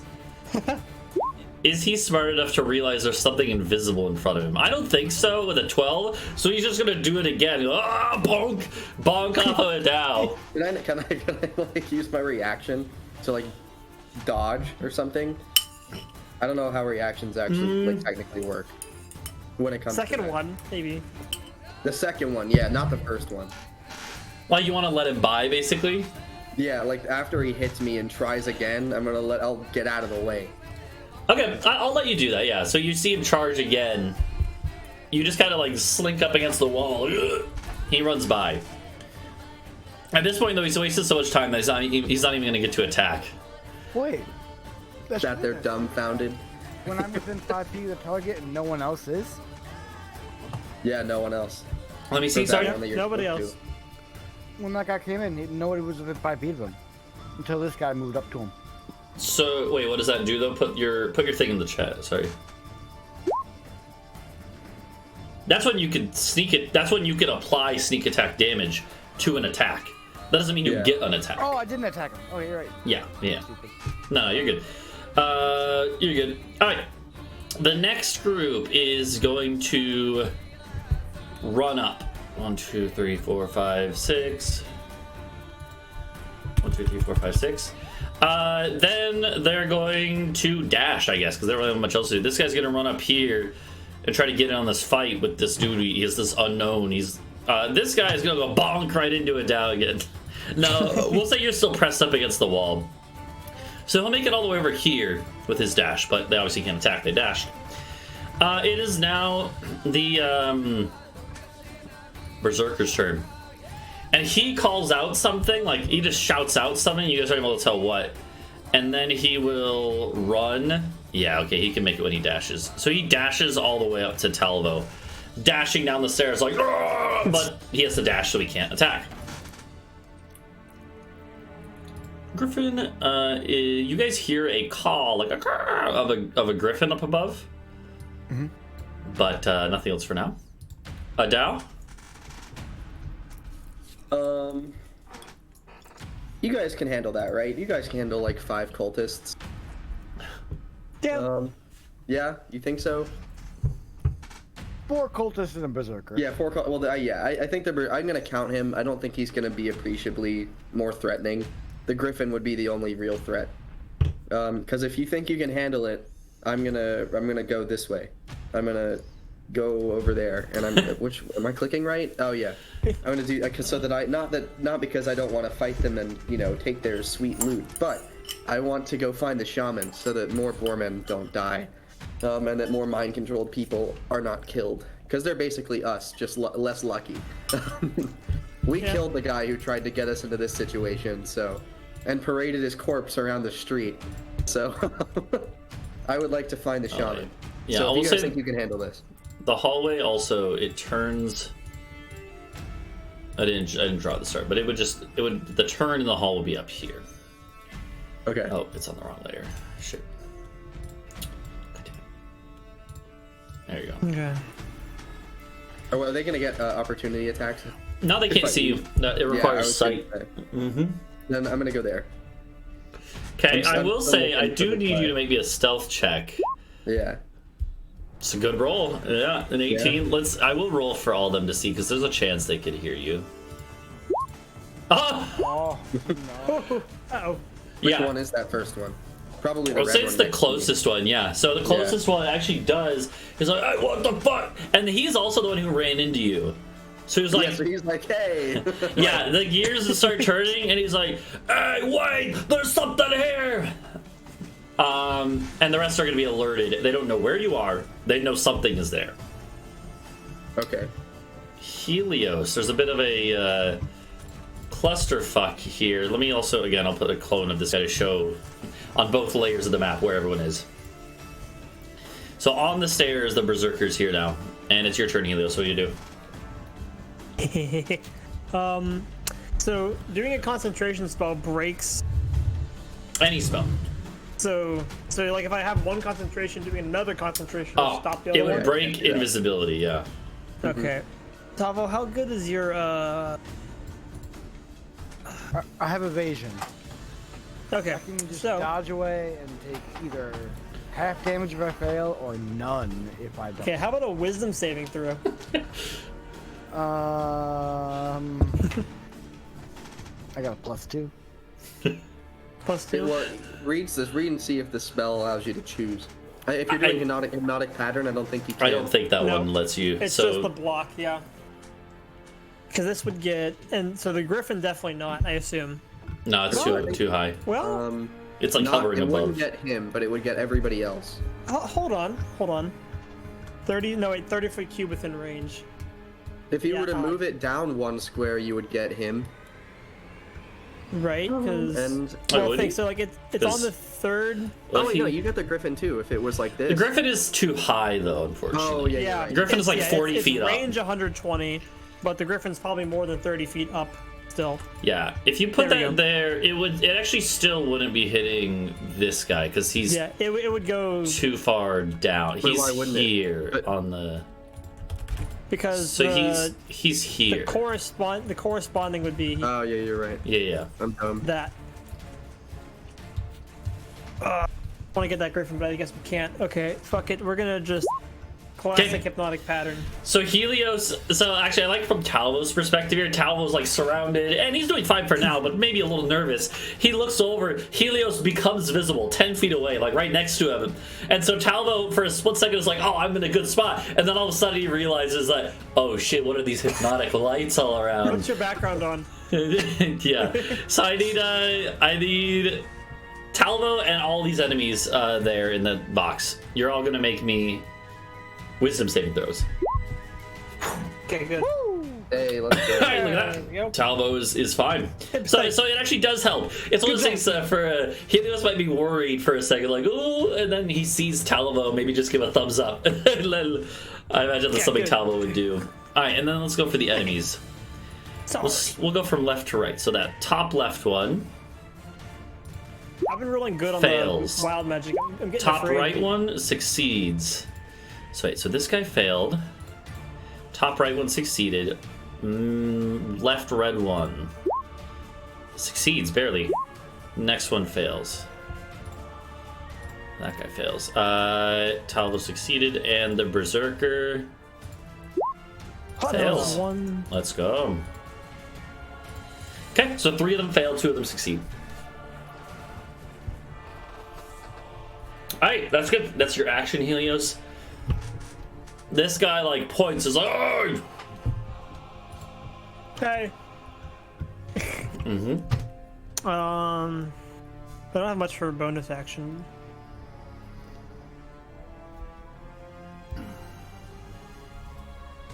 I don't know. I guess it just kind of. You could give one of your bardic inspirations, that's a bonus action. Shout Yeah. out some words of encouragement to Talvo. Here. Them down. Actually, it would be funnier. Okay, it's not technically a retcon. I tossed the die first, and just so he sees it like appear out of nowhere. It's like, huh? Yeah. Okay, we'll give him 1.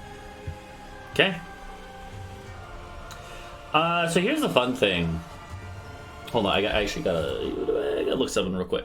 Hold I on. get really scared if you say something's fun. Hold on. I feel like it's more fun for you. Yeah. Oh, what do you mean? That's ridiculous. Okay, why is this not? Oh, meanwhile, can I use my nature check on the griffin real quick? That I definitely just learned about 10 minutes ago. What do you want to do that for? Just learning about griffins, making sure it's racking my brain for a second. I mean, you can do that if you want information on what griffins do. Yeah. In a free moment. I guess it Okay. technically is my turn. You know a lot about griffins. Yeah. You would know that griffins generally are more like animals than anything else, but they also are decently intelligent and can be trained, like these ones are. Trained to follow orders. Interesting. And they're highly I want to use my territorial. skills more. Okay, I gotta look at something real quick. Sorry, there's something I meant to pull up earlier. Okay. No, this is not what I wanted. Oh, god damn it. The fuck. Seduce Griffin. Oh, jeez. Why is this? It's taking so long to load the things I want it to load. What is passive wisdom perception? So passive perception just means like when you aren't actively looking for something. What is your perception? Interesting. Okay, this is literally just. I'm trying to open a thing and it's just not opening at all. I've never had this problem before. Okay, there we go. Give me one more moment here. Yeah, I tried to open something in Roll20 and it just was not loading at all. Weird. It was a little buggy. Buggy too. First off, everything's in light mode for me. Okay, we're good. So, Helios. Yeah, so Helios, what I will say is your concentration on invisibility goes away. You become visible. Fair. Adau also becomes visible. Oh, it's hypnotic pattern concentration. Yeah, and so Adau, you also become visible. You look down. You're like, oh shit. Luckily, these guys are too focused on this situation now. But you do hear other enemies around the corner. So you can obviously try to like sneakily peek around the corner, but if you just run around the corner, you're going to be visible to others. I do have a regular invisibility, but then that would break hypnotic pattern. Yeah. I kind of forgot about you after you ran away. Sorry. That's all right. That's going to bring us to Out of sight, out of mind. this dude on the roof. This dude on the roof is going to go 3, 4. They have just enough movement to run in here. They see like the Berserker is fighting Talvo, although the Berserker looks stupefied now. But they see a Boarman. They know Boarmen are threats. They're like, ah! And they just charge. They're going to try to hit you. Oh, my dodge, or is that like unreadied because I did another thing? I assume it's I assume that was my last turn. Yeah, exactly. It stopped at the start of your turn that you just had. So Fair. luckily they missed. They rolled a 9. That sucks. They absolutely suck. They're not able to hit you. They charge you like, ah! And they just completely whiff. Okay. Talvo, it's your turn. Small target. Do ball bearings cost an action, or is that a bonus? It's an action to throw them out. Fuck. Well, I guess the idea here would be to disengage. I'm gonna move back one, Yep. and then I'm gonna hit this berserker. Okay. Yet again, there's also a dude next to you here. Sorry. He's just... Yeah, I had him on the other layer. Here, well, what we'll do, unless you guys plan on going back up to the roof, we can just start using only the bottom layer. Yeah, and then it's like we'll know the griffin is not in. He with doesn't have us. to get rid of it. It's just that you'd pay attention to the bottom. Yeah. Yeah. We'll just pay attention to the bottom now, because that's where all the action's happening. You guys aren't on the roof anymore, so... Let me... Okay. Okay. And I do not qualify for sneak attack, so If you're tying the Berserker... actually... But I am nearby. Hold on. I'm nearby. So he is... Okay, what does Hypnotic Pattern do? Does it I think paralyze it is or stun? What is charm. Charmed.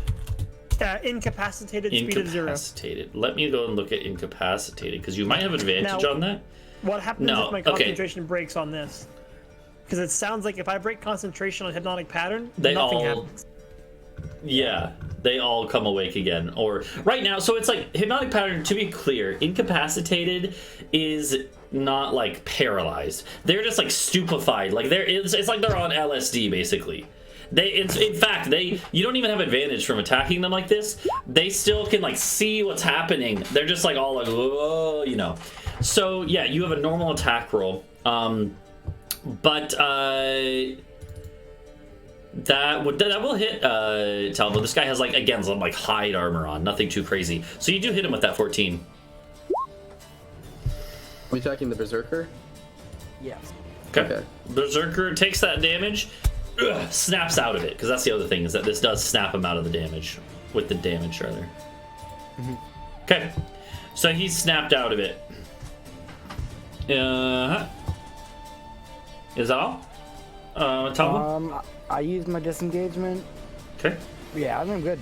Okay. It is now the red group. And they actually both had... This one had a... He pulled out a sword to try and swing at you. But he had a bow. He had to drop the bow last turn. He's going to actually drop the scimitar, pick up the bow, and actually just try to take a pot shot at you at close range, Talvo. Okay. He'll actually move over a little bit. And this guy will move up and do the same. They're both going to shoot at... No, okay, you know what? One of them is going to shoot at Helios. So you're each going to take one shot at you. here's the one at. We'll do Helios first, and then Talvo. Miss on Talvo. The one on Helios does hit, right? Yeah, about 14. You're gonna take 6 damage, Helios, and I also need you to make a concentration check, which is just Constitution saving throw. Constitution saving throw. Yes. That unfortunately the DC is 10. So the hypnotic pattern is dropped as you have the damage. It's not even that much damage, but the jolt of it just breaks your concentration on the spell, Helios. Oh, yeah, no, fair. So these guys are no longer stupefied. No one is stupefied now. Hey, I can make you invisible again if you want. Yeah, so that's those guys' turn. These guys are like, whoa, they were just stupefied. They shake it off, move around, and now they're gonna take pot shots. They're just sitting at the bottom of the stairs going boom, boom. Both of these ones are gonna be at. Actually, the Berserker's gonna shout out and be like, this one! And he points to Helios. Because Helios, this guy is smart enough to know that Helios is the one who cast that spell. And so they view Helios as the greater threat. That guy. I point to it. So, boom, boom. Wait a minute. Oh, they suck. Wow. They actually suck. They missed. Both of them missed with their arrow shots. It's the Berserker's turn, though. To be clear, above you guys, there is no, like, roof on this part. The stairway is all open to the sky above. The Berserker goes, he does a whistle, which I can't really do a whistle with my hands, right? But he does a loud whistle. And then he's gonna just start going like, at Talvo. I think it's a miss. Yep. Alright, yeah, so he does miss. He's swinging out a big old great axe that you're pretty sure would hit. It would hurt if it hit. But he doesn't. Okay. At this point, the Griffin, hearing this whistle, swoops down above and is going to try and dive and claw at Talvo as it dives by. So I'm going to make a claw attack. Wow, it misses. Man, they just cannot hit Talvo. It claws and then it swoops back up in the sky, which will actually provoke an opportunity attack. All right. From me as well? From both of you, yeah. It has to swoop low, so both of you can take a free attack. It's a good attack roll. And you actually have, you could actually use sneak attack on this too. TSM. Because Helios is there, yep. That's also a hit from Helios, look out. Ooh. L Griffin. Okay. 20 damage is pretty good, even to Griffin's decently tanky. That's still a lot of damage. It's not visibly wounded, but it does howl out in pain. It screeches in pain. And clearly is enraged, and unless you guys get under the cover, it's gonna attack again next turn for sure.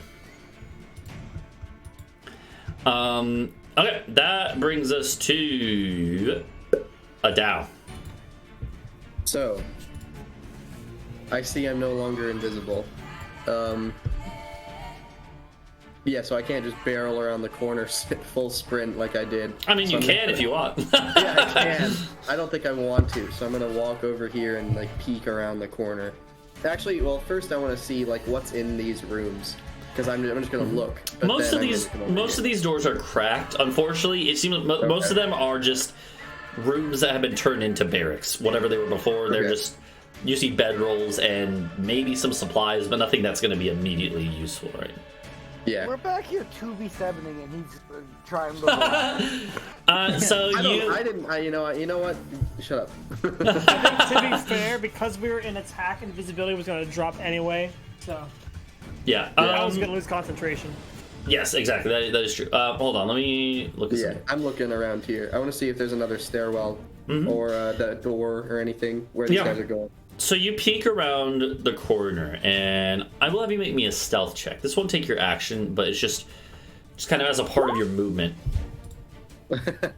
Okay. Well, let me roll something real quick. I'm getting rid of this scale mail next time. I'm gonna get like I mean, it's a +1, but you know. So okay, hold on. I gotta roll something else real quick. Hold on.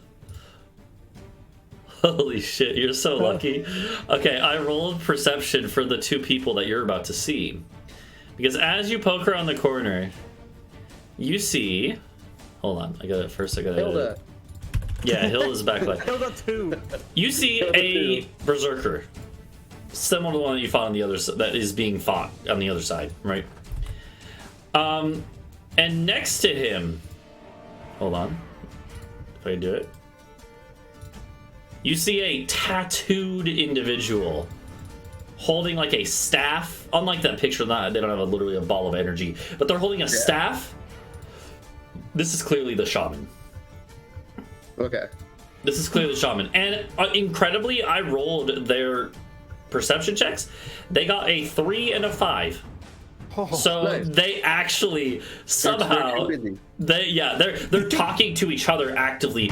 Like the shaman is giving commands. Actually, roll me an insight check. This will be interesting because you don't understand their language, but you might be able to. You go back around the corner, just.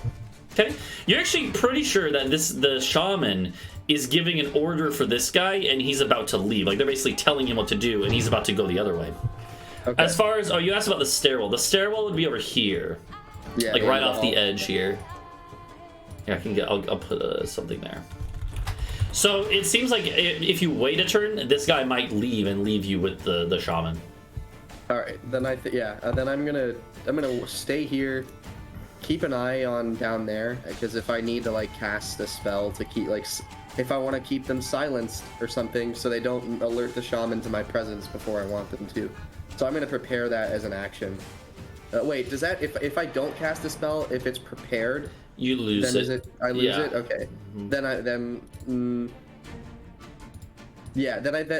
in that case, I'm just gonna cast silence centered on myself. Okay. Then because they wouldn't hear anything coming around the corner.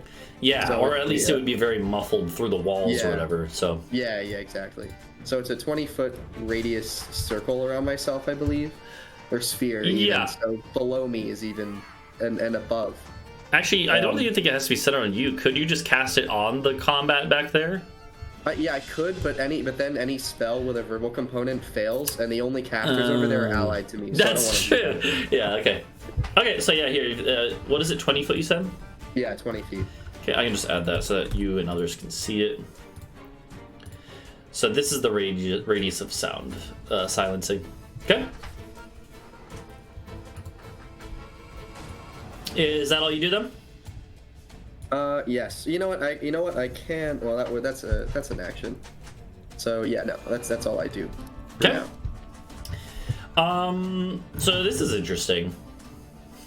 Let's think about this. There's a lot of noises going on now at this point. You guys fighting over here, you hear the sounds of the Boarman outside fighting, right? Shouting from all over. It's now the mage's turn.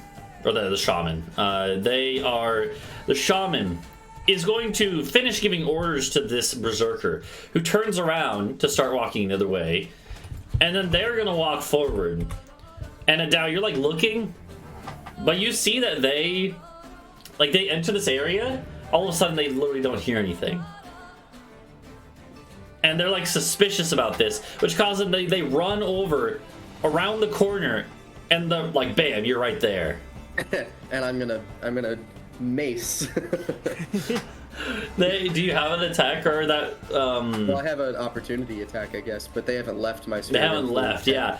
And here's the thing: is that they like turn back to look and shout at this warrior, this berserker, but then they realize, wait, they can't hear me. I'm in a silent zone. You fucking idiot. And then they realize, like, oh you tell shit. it to him, but he can't hear it. And then they realize that if they run, they're gonna have to, opportunity attack. They're gonna give you a chance to hit them if they run. Yeah. So then they just like look at you and snarl, and they are going to. They're gonna reach out their hand at you. Oh no, the tables are turning. They're gonna try to give you the bad touch. The cheese touch.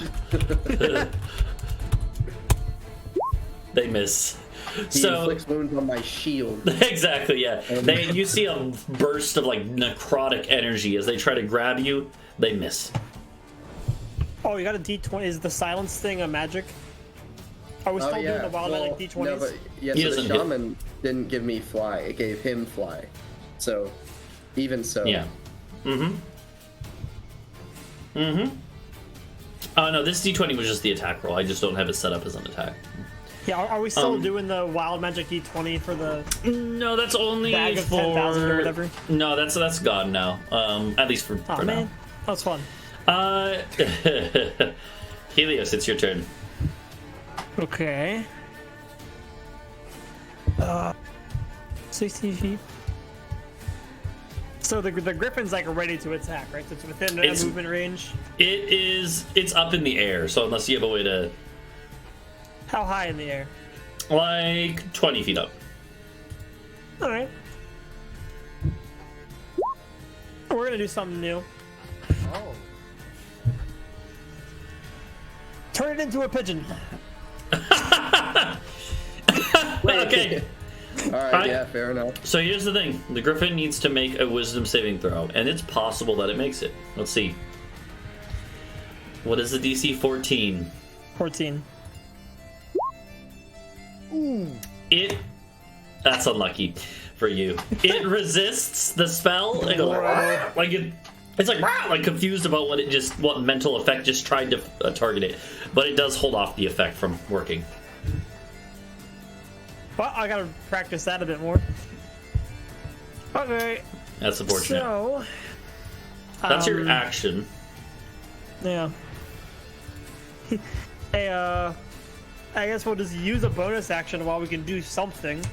Adau, you can take the other Bardic Inspiration dice. Let's go. And I Well, don't think I can.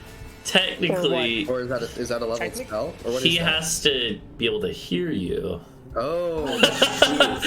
And also, I also think there's a range that he's not within too. So Okay, I thought I could just be like, okay, fair. yeah. Uh-oh. Yeah, I'm pretty sure it literally says that you have to be able to hear the creature, and yeah, he's in the one situation where he can't. Yeah, so okay. Oh, yeah, it's with here. Well, can I, like... What can I do as a bonus action? Not Is really. like rating up or dodging, is that bonus? Is that No, There's not for you. There might be some cantrip bonus actions, but probably not many. I don't think I have any. Yeah, he doesn't have any. They're very Unless rare. I'm just gonna use, like... Yeah, mending. No, I think that's an action. So yeah, I think that's all you can do. Yeah, bonus actions. It's the way bonus actions work is that it's not like you always have a bonus action to use. It's that certain abilities let you use a bonus action, right? And you don't have any of those abilities that you can really use. So, in that case, we move on to the this single dude right here, who is just 20. he's gonna move over a little bit and attack at Helios. Oh, that's the wrong sheet. Hold on. So he's gonna swing at you with a sword. He misses. That brings us to Talvo. This berserker's alone, so I'm going to sneak attack. Yeah, well, because it's like if you're within 5 feet of him, your I'm thing within 5 feet of an ally, which counts. Yep. is no. I think it's the ally has to be within 5 feet of Within 5 him. feet of the enemy, yeah. But you do have another one, but I think that one also might not work. No one else is within 5 feet of him. Let me. I Oh, think. yeah, when you're within 5 feet of the target and no one else is, and you don't have disadvantage. That's one of the things. Yeah, you're right. Okay, yeah, you're right. Yeah, I couldn't remember if the enemy, if it was no one else is within 5 feet of you or him. But yeah, you're right. Yeah, that's good. Yeah, you get to use sneak attack, and good thing too, you would do a bunch of extra damage there. He's just barely visibly wounded though. Oh. He's pretty tanky. Yeah. But he is visibly wounded, so. And then I will try to hide. Okay. Okay, yeah. It's gonna depend on who you try to attack, if it actually works. Who you attack next round, right? The idea is, like, there's no way you're actually literally hiding. The way I normally use this is, it's more like, can you hide, can you disguise what your next attack is gonna be? Well, it's just such a brawl in here. Like, definitely, like... Yeah. It basically means, are you going to be able to, depending on what you do next time you attack, will you be able to, like, hop out from behind someone else and shoot in a way that is not expected, right? So, And Alright. be my turn. That brings us to these red guys who were given the order to focus on Helios. They're going to focus on Helios. You're taking And then actually, then right after them is these guys, the taking blue. L's. You're about to take 4 shots, Helios. Nice. And they're taking L's all around. 1, 2, I'm still 3. just like looking. What the? God. What the? Oh my god! Stop! What the? No, this is rigged. This is rigged. You can That is handle a 3 couple nat cultists, right? 20 I can against go. my I can leave, right? You can handle. Yeah, sure, you can go. You're good. So That is 3 nat 20s in a row. yeah, Oh, well, not all in a row. yeah. So okay, so does an 18 hit? That's the only one I'm not sure about. I'm assuming an 18 hits. Yeah. Okay, so you're gonna 14. you take 2 crits and a normal hit. So here's crit 1. It's 9. Crit 2. Oh, that's low roll. And then a normal attack. So Yeah. that's.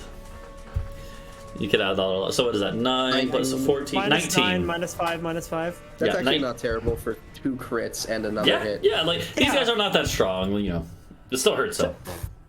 The one guy that got the 4s like just.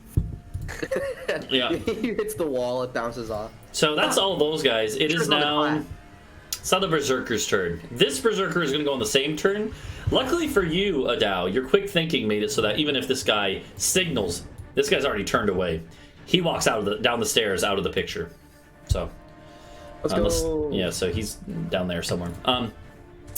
But this guy is very much in the picture still. Seeing that Talvo has left his flank kind of open, he moves to here to flank Talvo, and then he goes. "Rah!" Tries to hit you. In fact, he's actually going to do a reckless attack. Just like Rhuk can actually do, or could do, which gives himself advantage on the roll. Of course, this means that if you attack him next time, you'll have advantage. So it's a risk. I'm assuming that hits. Hit. Yes. Okay. Right. Yeah. Uncanny dodge. Okay. So you're going to take only 4 instead of 9. It's not that bad. And he's like he was expecting to just cut you down with this. He's a little surprised that you basically don't even flinch. It's a minor amount of damage for you. So, of course, now we have the Griffin. The Griffin is going to swoop in, and actually at this point, now that there's kind of enough space, it's going to just land here and just like swipe with its claws at Talvo. Miss. It misses. God, I cannot hit Talvo at all today. Then it lunges forward with its beak. Oh, there we my go. God. So it lunges forward with its beak and just like tears a chunk out of Talvo. Oh, it rolled max. Oh, that's good. That's spicy. All right, that's that. Adau, you're face to face with this shaman. Yes, he snarled at me. So after I bat away his hand as he tries to inflict wounds on me, I had it flavored in my head like a cool Marvel fight scene, but it really that's a bunch of attacks. Okay. With the little punches and stuff. So I'm just gonna, I guess, hit him again. I'm gonna hit him right back. And I'm not gonna hit him. I'm gonna miss him. You both miss each other. So. You feel like that's Fine. But you know what? I'm gonna spit in his face. Okay. Yeah. And that was kind of is a grapple is an attack though, right? It replaces an attack. Yes, exactly. Yeah. Man. Yeah. Next time I play a character, I'm gonna play somebody with multi-attack because I missed that. Yeah. Yeah. I mean, the I guess idea I'm though. gonna- The idea is that you have stuff like inflict wounds though that can be really deadly if it does hit. Unfortunately. Yeah. It just doesn't. Time to. Well, okay. I'm gonna do nothing now. That's it. Okay. Yeah, it's their turn next, so you guys are kind of locked in this spell battle. They are gonna try to. So with one hand, they're actually gonna pull out a dagger. They're not gonna actually use it this turn, but you have a free object interaction. So they're gonna pull out a dagger in case they need to use it, and then with the other hand, try again. They're gonna try again. So it'll be I have to roll it manually. So. Did that work? Yeah, they just. Oh, I didn't add anything. So it would be a 6 What did you add last time? plus 6. So a 12, Plus I'm pretty 6? sure misses. Yes, that still misses. Yeah, so they still miss. Okay, and We you're just just locked in land this battle of something- spells. Yeah. Helios, your turn. if I want to do something that's like a skill check, like persuasion, I assume it takes like an action. It depends. Sometimes it'll just be free. Depends on what you're trying to do. Be free. Okay. So I was thinking about. So I have basically. So the griffins can be trained, right? Yeah. So obviously they're obedient to somebody. Yeah. But I'm very persuasive. So what if I just like tell them like, hey, like, there's someone else on the roof. They do not understand like language though. They don't speak Boarman. But hold on. Oh wait, no, it's probably an action to do that, right? Universal's Probably. as an action, I can do that. Damn it. Yeah. Okay. And I'm just gonna be like, you would be able to tell this thing is trained to answer to like this berserker and no one else. Okay, really. so that one work. Yeah, it's not just gonna answer to anyone. Okay. Okay. Thank you, nature +3. Okay. So instead, I look at Talvo again. I give him you ready? Everything else has failed so far. We're going to unsettling words. Use my bardic inspiration on the griffin to subtract the number from the next saving throw. Okay, I like it. I think I know where this is going. So roll the die. What is that? It's 1d8. Yeah, we'll just one. It makes the saving throw, so you could save that for now. Okay. And then, I think I know what you're gonna do. yeah, this is gonna get me too, I think. But we're gonna go again. We're just gonna box everyone in here. Okay. Yeah. So it depends. Like, so you could purposely. Hold on. Let me draw the box. So what is it? It's a 30 by 30 foot cube. So. Yeah. Oh god, that's a circle. Hold on. There's one on You top can of your easily shield. hit everyone, or if you want to play it safe, you could just purposely not get you, but then you would be missing 2 enemies. So it's like, do you want to take the extra risk of getting yourself 2? Well, Can you close your eyes? Because it says every creature who can see. Ooh, that's every creature in the area who sees the pattern must make a throw. creature that. Huh, that's something I never thought about before. But I guess he would have to open his eyes to attack, and then he'd see it. Well, okay, like, so here, does it say... Huh, okay, that's interesting. Let me look this up. Yeah, because I know this spell, so I can just, like, you know? I'm gonna see if this has been come up in anyone else's game before, and, If not, we should be the first. I like it. Of course, Okay, I didn't let me- hear it let not me say look. this because of the silence, but entirely new idea. Suddenly we're the second line. That's because I fucked up and don't have another level 4 spell. Because the griffin nat 20'd the pigeon. So I don't have a level 4 to psych points. I would say like this. Maybe I have like advantage on this throw. Well, let me look. So,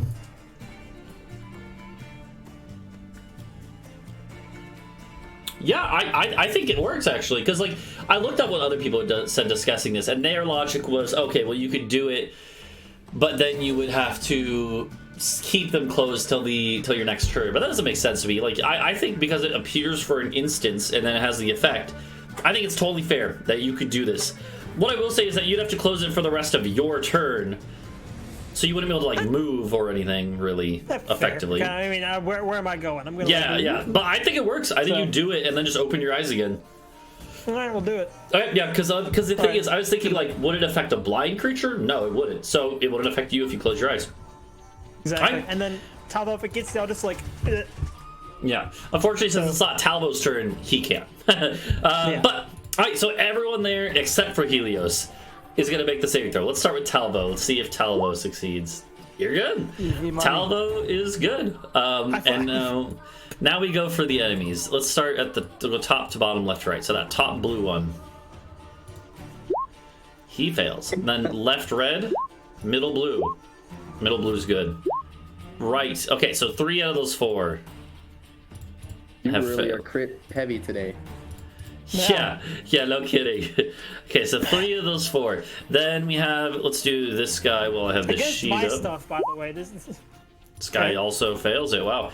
Okay, then the Berserker. Oh, it should be just 13. So that's a fail. Also got the Berserker. And then the Griffin. So this is where you can roll. To God. You can roll that D8. I'll let you do that first.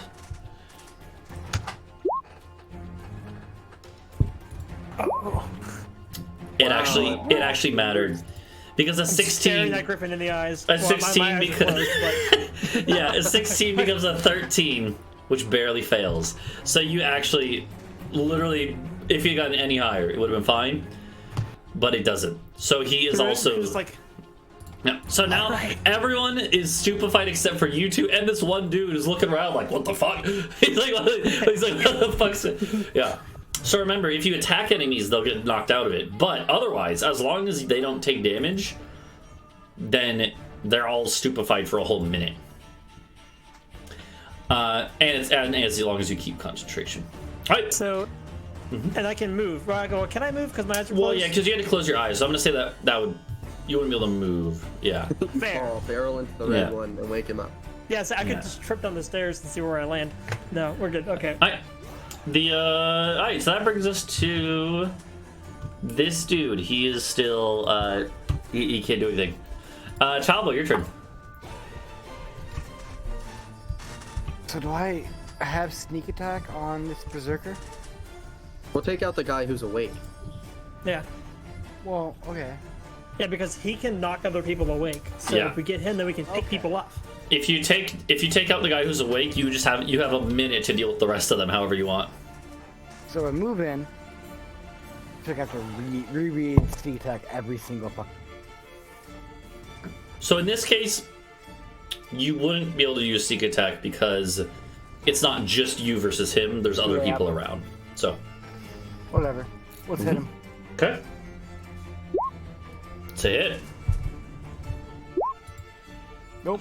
Minus the sneak. Yeah, it would just be the 6. He's not dead, but he's just wounded. Okay. There you go. I will. Actually, I was hidden last turn. Oh shit, that's true. Okay, well, I need to roll to see if this guy would have noticed. What would you roll? Like a 20 or something high? Oh yeah, you would have advantage on that. So actually, you know what that means. You don't even need to necessarily roll again, because with advantage, you get to use sneak attack. So it would have been the full 7. It would have been the full amount. He's dead no matter what. You don't even need to reroll. Rapier through the eye hole. Yeah, so you just stab him. He goes over dead, and the rest are all stupefied now. But I mean, I'll still use my hide act. Okay, sure. Why wouldn't you? Mm-hmm. And they're Yeah. all stupefied, so it's Yep. You just don't one move. shot time, baby. Is that all? Yep. Okay. Next group, they can't do anything. Next group can't do anything. Berserker can't do anything. Griffin can't do anything. Adau, it's your Love turn. hypnotic pattern. Hypnotic pattern is busted, dude. It's so good. Yeah, hypnotic pattern is crazy. I am going But it works. to football like lineman this guy with my shield into the opposite wall, and then try to grapple him. Okay. Yeah. So I would say like, I would say you can't do both of those fully. What you can Yeah, do, so, you can yeah. shove him, and if you shove him successfully, he'll fly into the wall and then go prone. Yeah. Okay. Or you could grapple him, one or the other. Okay.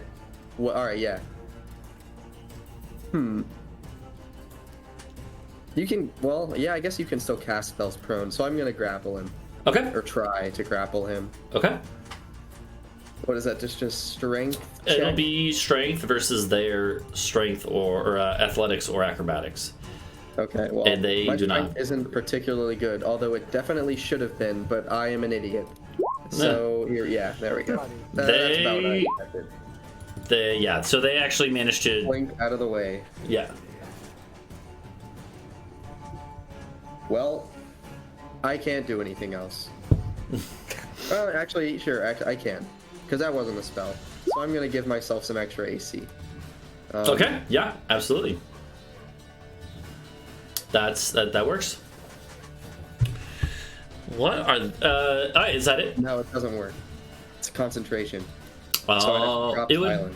It would drop silent. Yeah. So I'm not going to do that. Okay. Is that it then? Yeah, I can't do anything else. Okay. I think that Mr. Shaman here. I'm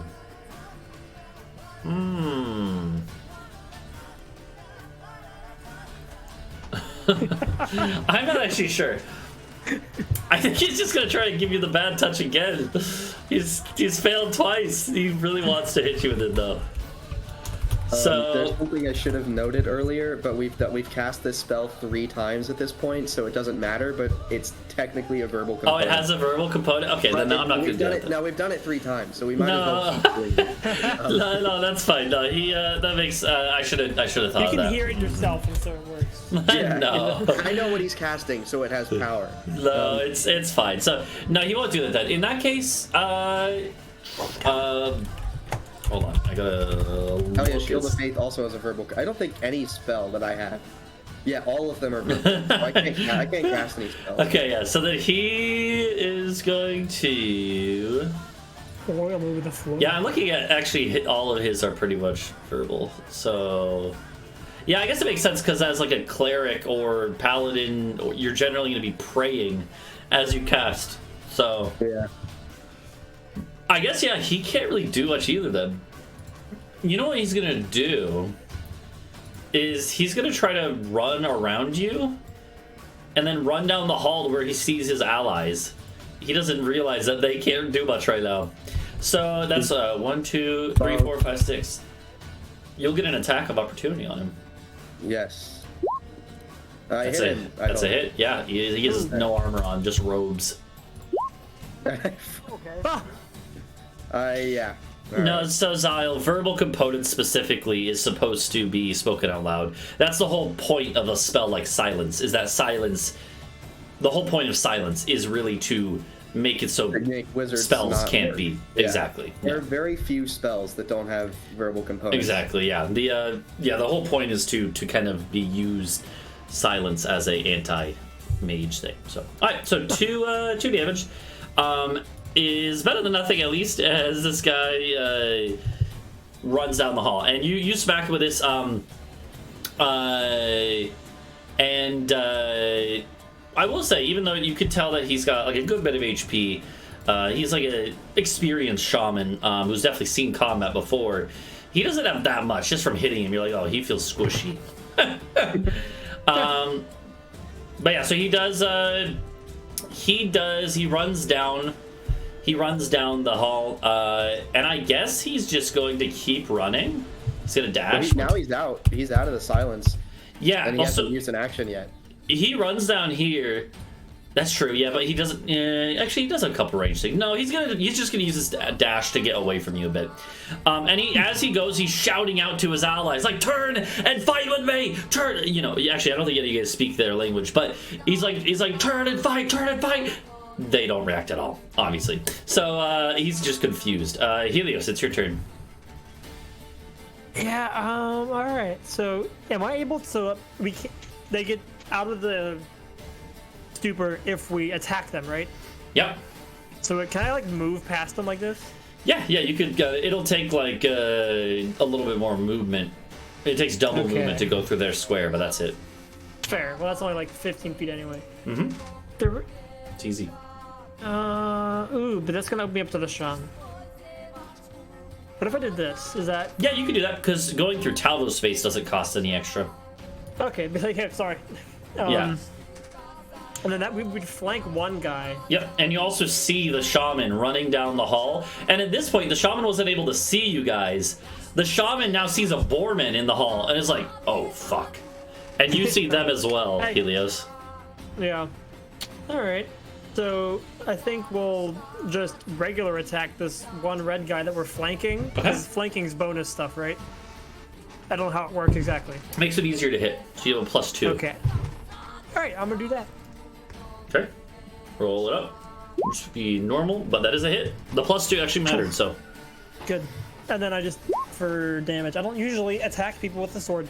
Okay. That's good. That's a lot of damage. That's actually enough to actually completely kill this guy. So, Helios, normally not in the main, like, melee damage dealer, just comes in, the guy goes, just crumples as a rapier gets shoved into his back. And Talvo's honestly, I imagine Talvo's probably surprised a little bit, too. I'm surprised. I'm like, Yeah. Guys, I did it. Yeah. I did it. That's that brings us to. Is that all you do, Helios? I think it's all I can do. 'Cause I can't like move, then move again. You can move again. All right. You but had I like don't have a. so I you don't had have a flanking 5, spot. 10, 15, 20. So you have 10 feet left. Okay. I don't really have a good. We can't like flank another person, I think. Not really, no. All right. Well then we'll just hang out here. I'll be a buffer Okay. for the shaman. Okay. These guys can't go. Wait, actually, yeah, no, none of the cultist dudes can, mind-controlled cult dudes can go. Talvo, your turn. Do I still fly? Yeah, I yeah. fly You have flying right for like past- another 9 minutes, so. I fly past all this shit. Yeah. And I'm up here to mess this guy up. Yeah, they're surprised. You just go like, whoosh, like a Peter high Panning five around the right corner. Yeah. Okay, I mean, yeah, you he's come. alone, so that's sneak attack too. It is, yep. You get to use sneak attack. You have to hit, but they don't have a great AC. I actually gotta check. I think it's lower than that though. Yeah, so they actually do have mage armor on. Guess what though? With mage armor, AC 15. You hit them exactly. So, roll your damage. Okay, not bad. 19 damage to them. They are visibly wounded already. And then, as always, we hide. Okay. Well, Yeah. how did... Just hiding like in the shadow. He just like backs into the wall. Bam! And Like Homer Simpson. Wait, he just with a cloak. Yeah, so that's that turn. Let's see. So there's that. These guys are all stupefied. Think me. It's Adau's turn. Alright, this I'm is dropping silence, Okay. and I'm gonna let him know that I dropped silence because I'm gonna sprint at him, yelling, "You fucking bitch, get back here! I just feel like, oh, there he is. Don't run from me, you stupid cunt!" And then I'm gonna cast sacred, and those are gonna be the words I use to cast sacred flame Okay. on him. So you know. Like, how's this for silence? Oh shit! Yeah, right. Like a little wisp of well, not a little you were wisp. dead. No, I'm very well alive. A pretty big wisp. 1, 2, 3, 4, 5, 6. Is that correct? Mhm. Yeah. Stream rather of radiant flame is going to Okay. go bonk down on his head. Let's see if he can make his save. No, he takes the full 9 damage. He's still alive. He's pretty hurt. How do I get rid of this little circle? I can get rid of it. Normally, for each other, you could edit your token, and it's at the bottom left. I thought you were gonna say, how can I get rid of this little guy? There you go. He's still alive, but So wait, I did. Oh, so those are a bunch of effects. And then, Yeah. But So I already removed it. You go. yeah, no, I see. I just don't see how I can. Oh, there's more. Yeah. Oh boy. Alright. Okay. Yeah, so you hit this guy with this radiant flame, and he's like, gosh. screams in pain. But then he's gonna get to go. And I have to go check to see if this spell is pull the Skittles out of my bag. gonna work like I think it is.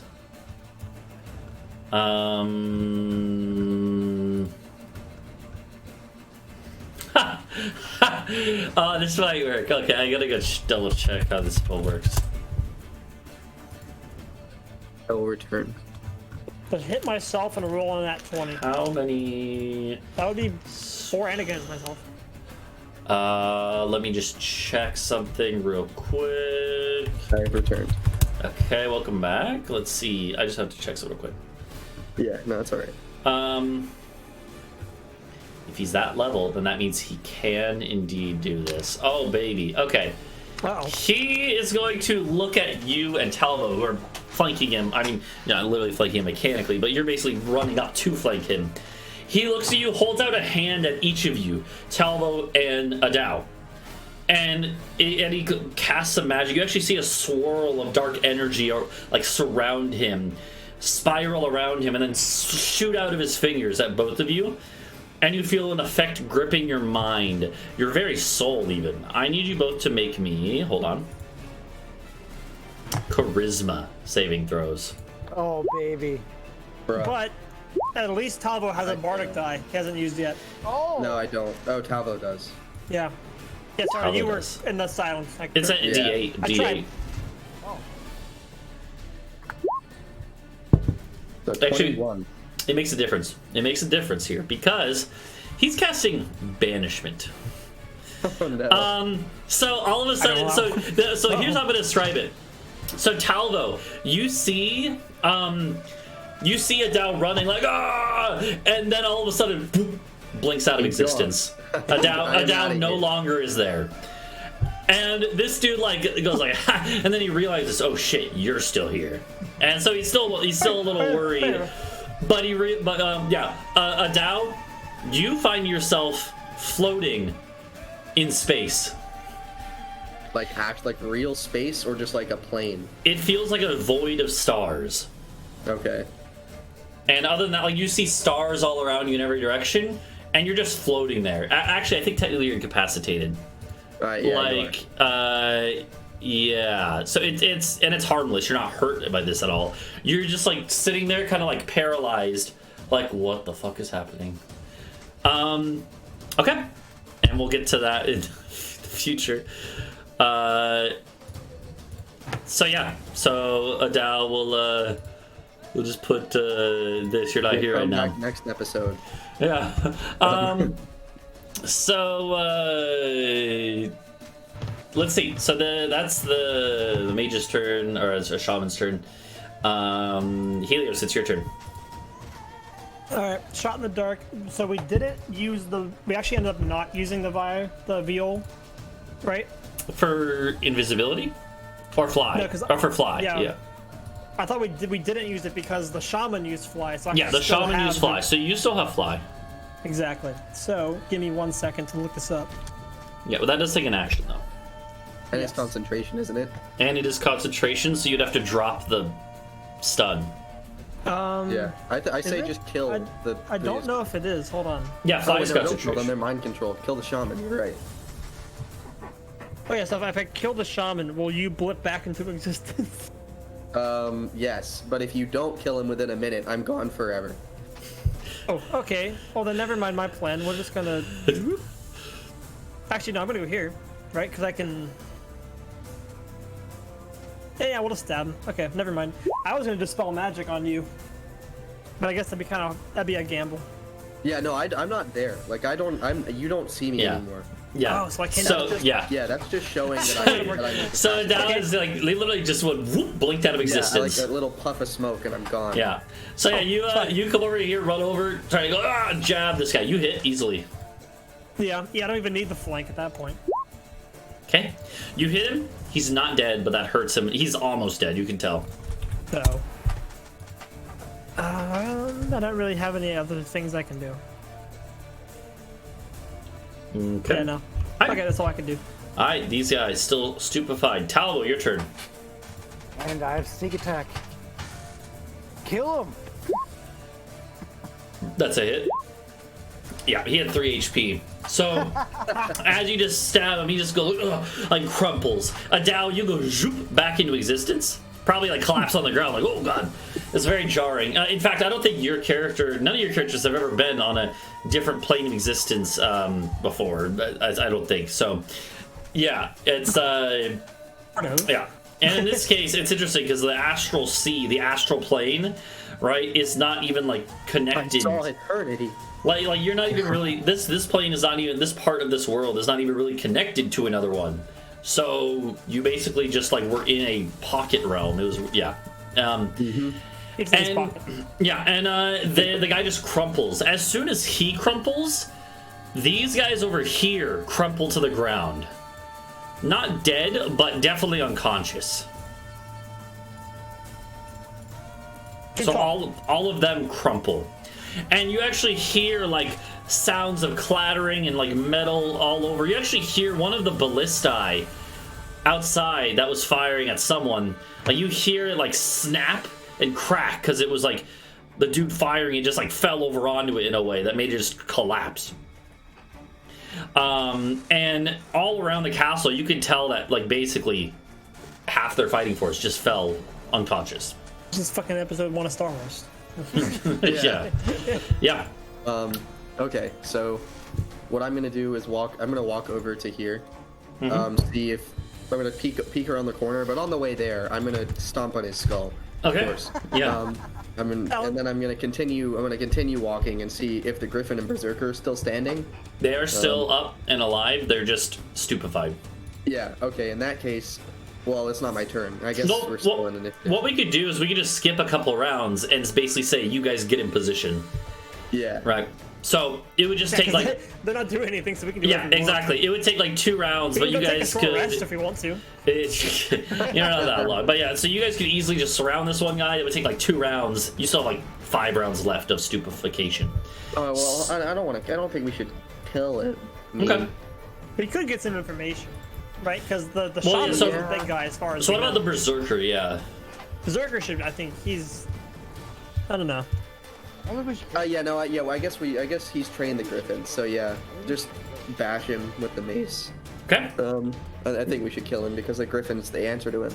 Okay, so here's what we can say is that if you guys we can't train the Griffin to be our own. If you each want to make attack rolls against him, just each of you make 1 attack. That's 1 round, and then we'll add up the damage. See if you need more than that. Is he wearing any armor? Yeah. Like hide, I think. Hide armor. Damn. So not metal. Not metal. No. Damn it. Were you gonna heat metal? Alright, you all roll your damage. You can all roll your damage and. So, is he visibly wounded? Yeah, he was. Mm-hmm. Okay, then I'm not gonna. Well, How easily? I'm not gonna add anything. Yeah, that's actually just enough damage to knock him out. So it takes like 2 rounds to get in position. You're all like, okay, ready, bam, bam, bam, and you just smack the shit out of him. And yeah, he goes down. He's not dead, but he is unconscious. Cool. You know what? Fair enough then. All right. And you would know, like, at this point, unless you want to really knock out the Griffin too, if you just like go downstairs, it's not gonna be able to follow you into the keep. I do want to rifle the pockets of the shaman and see if he has anything valuable. As we leave downstairs to meet with the, I guess we're gonna be fighting some still with the other berserkers and cultists. It's one of those things where we're gonna go out of combat here because you guys won this combat. We won, yeah. And we're not gonna bother doing the rest because at this point they're so disjointed. It's like 1 berserker in a hallway. You know, why we're not gonna bother doing a combat when you guys are just gonna beat the shit out of them all together. Now, in one other hallway, there's like a few just like normal warriors who weren't mind controlled. They were just fanatics, and they are easy to take out, right? But you basically. You meet up with the Boarman. The Boarman come in through like the bottom door of the keep, where there's not really like a full great hall or anything, but there is like a small little like hall, like meeting chamber, and then war rooms and like the dining halls on the first floor. Second floor is this floor that you guys were on that has like barracks, storage rooms, stuff like that. There's like a primary bedroom where the shaman was actually, and then there's the roof. So it's only a few floors, right? It's just very tall floors because it's for giants, right? So you clear out the rest of the place, and we will kind of go over what loot you find. Would you? I'm assuming you would just send one of the Boarmen to tie up any of the prisoners, right? Yeah. Yeah, we'll line them up in the courtyard. Okay. Is the Griffin a prisoner? You could easily bind the Griffin, tie it down. All right. I think we could try to tame. I think we should do lion that. Chicken. That'd be cool. The lion chicken, yeah. Mm-hmm. Yeah. So the Griffin will be tied down. What happened to our like horses or something? Whatever. The elks or whatever. Horses, the riding elks. Yeah, the elk. They're just somewhere. They're somewhere. Yeah. They're in the Boarman camp somewhere, right? Yeah. So So you guys secure the castle, and it's interesting when you guys go and help like clear it out, make sure there's no one hiding in any rooms, right? When you go to the basement, there is a basement, and in the basement there's like a wine cellar, food storage room, right? Stuff like that, normal things. But there's also in one room on its own. The room is actually like fortified. It has like an iron door. And the key is actually on the shaman, so you picked it up. You enter this room underneath the castle, And what you see inside is something that none of you have seen anything like before. It is a crystal, like the one that Locke has, right? But to keep in mind, the one that Locke has is like something you can hold in your hand, right? It's like the size of like a remote control or smaller. It has like a purple glow to it. In this room is another crystal, but it is absolutely massive. This crystal is 3 feet tall and like 1.5 feet in diameter at its widest point. It's a massive crystal, probably priceless, but it's also levitating. It is hovering in the air, almost like something from Star Wars. Like between the ceiling has like a little like thing that is the ceiling and the floor both have these kind of like adapters almost that it looks like it's hovering between. And this, can I touch it? I mean, if you want to. You're gonna say something.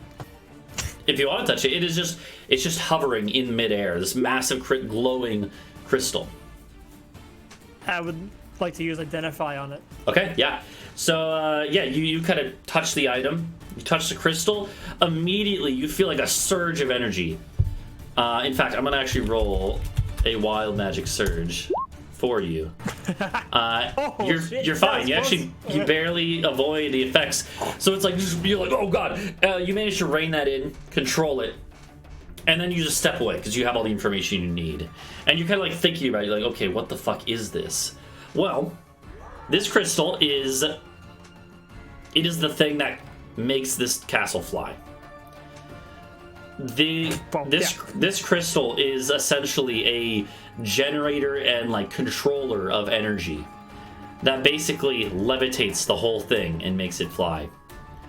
Through identifying it, you're able to tell that like the magics that this involves using this crystal are crazy high level magics, like 10th level magic, right? To put that in perspective, the like spells in D&D go from cantrips to 1st level all the way up to 9th level. There's no 10th level spells like in the game by default, but that's how powerful this is. It is the equivalent of a 10th level spell worked into this thing. Fuck. So yeah, like the way I do it in my world is that, you know, normal magics only go up to 9th level.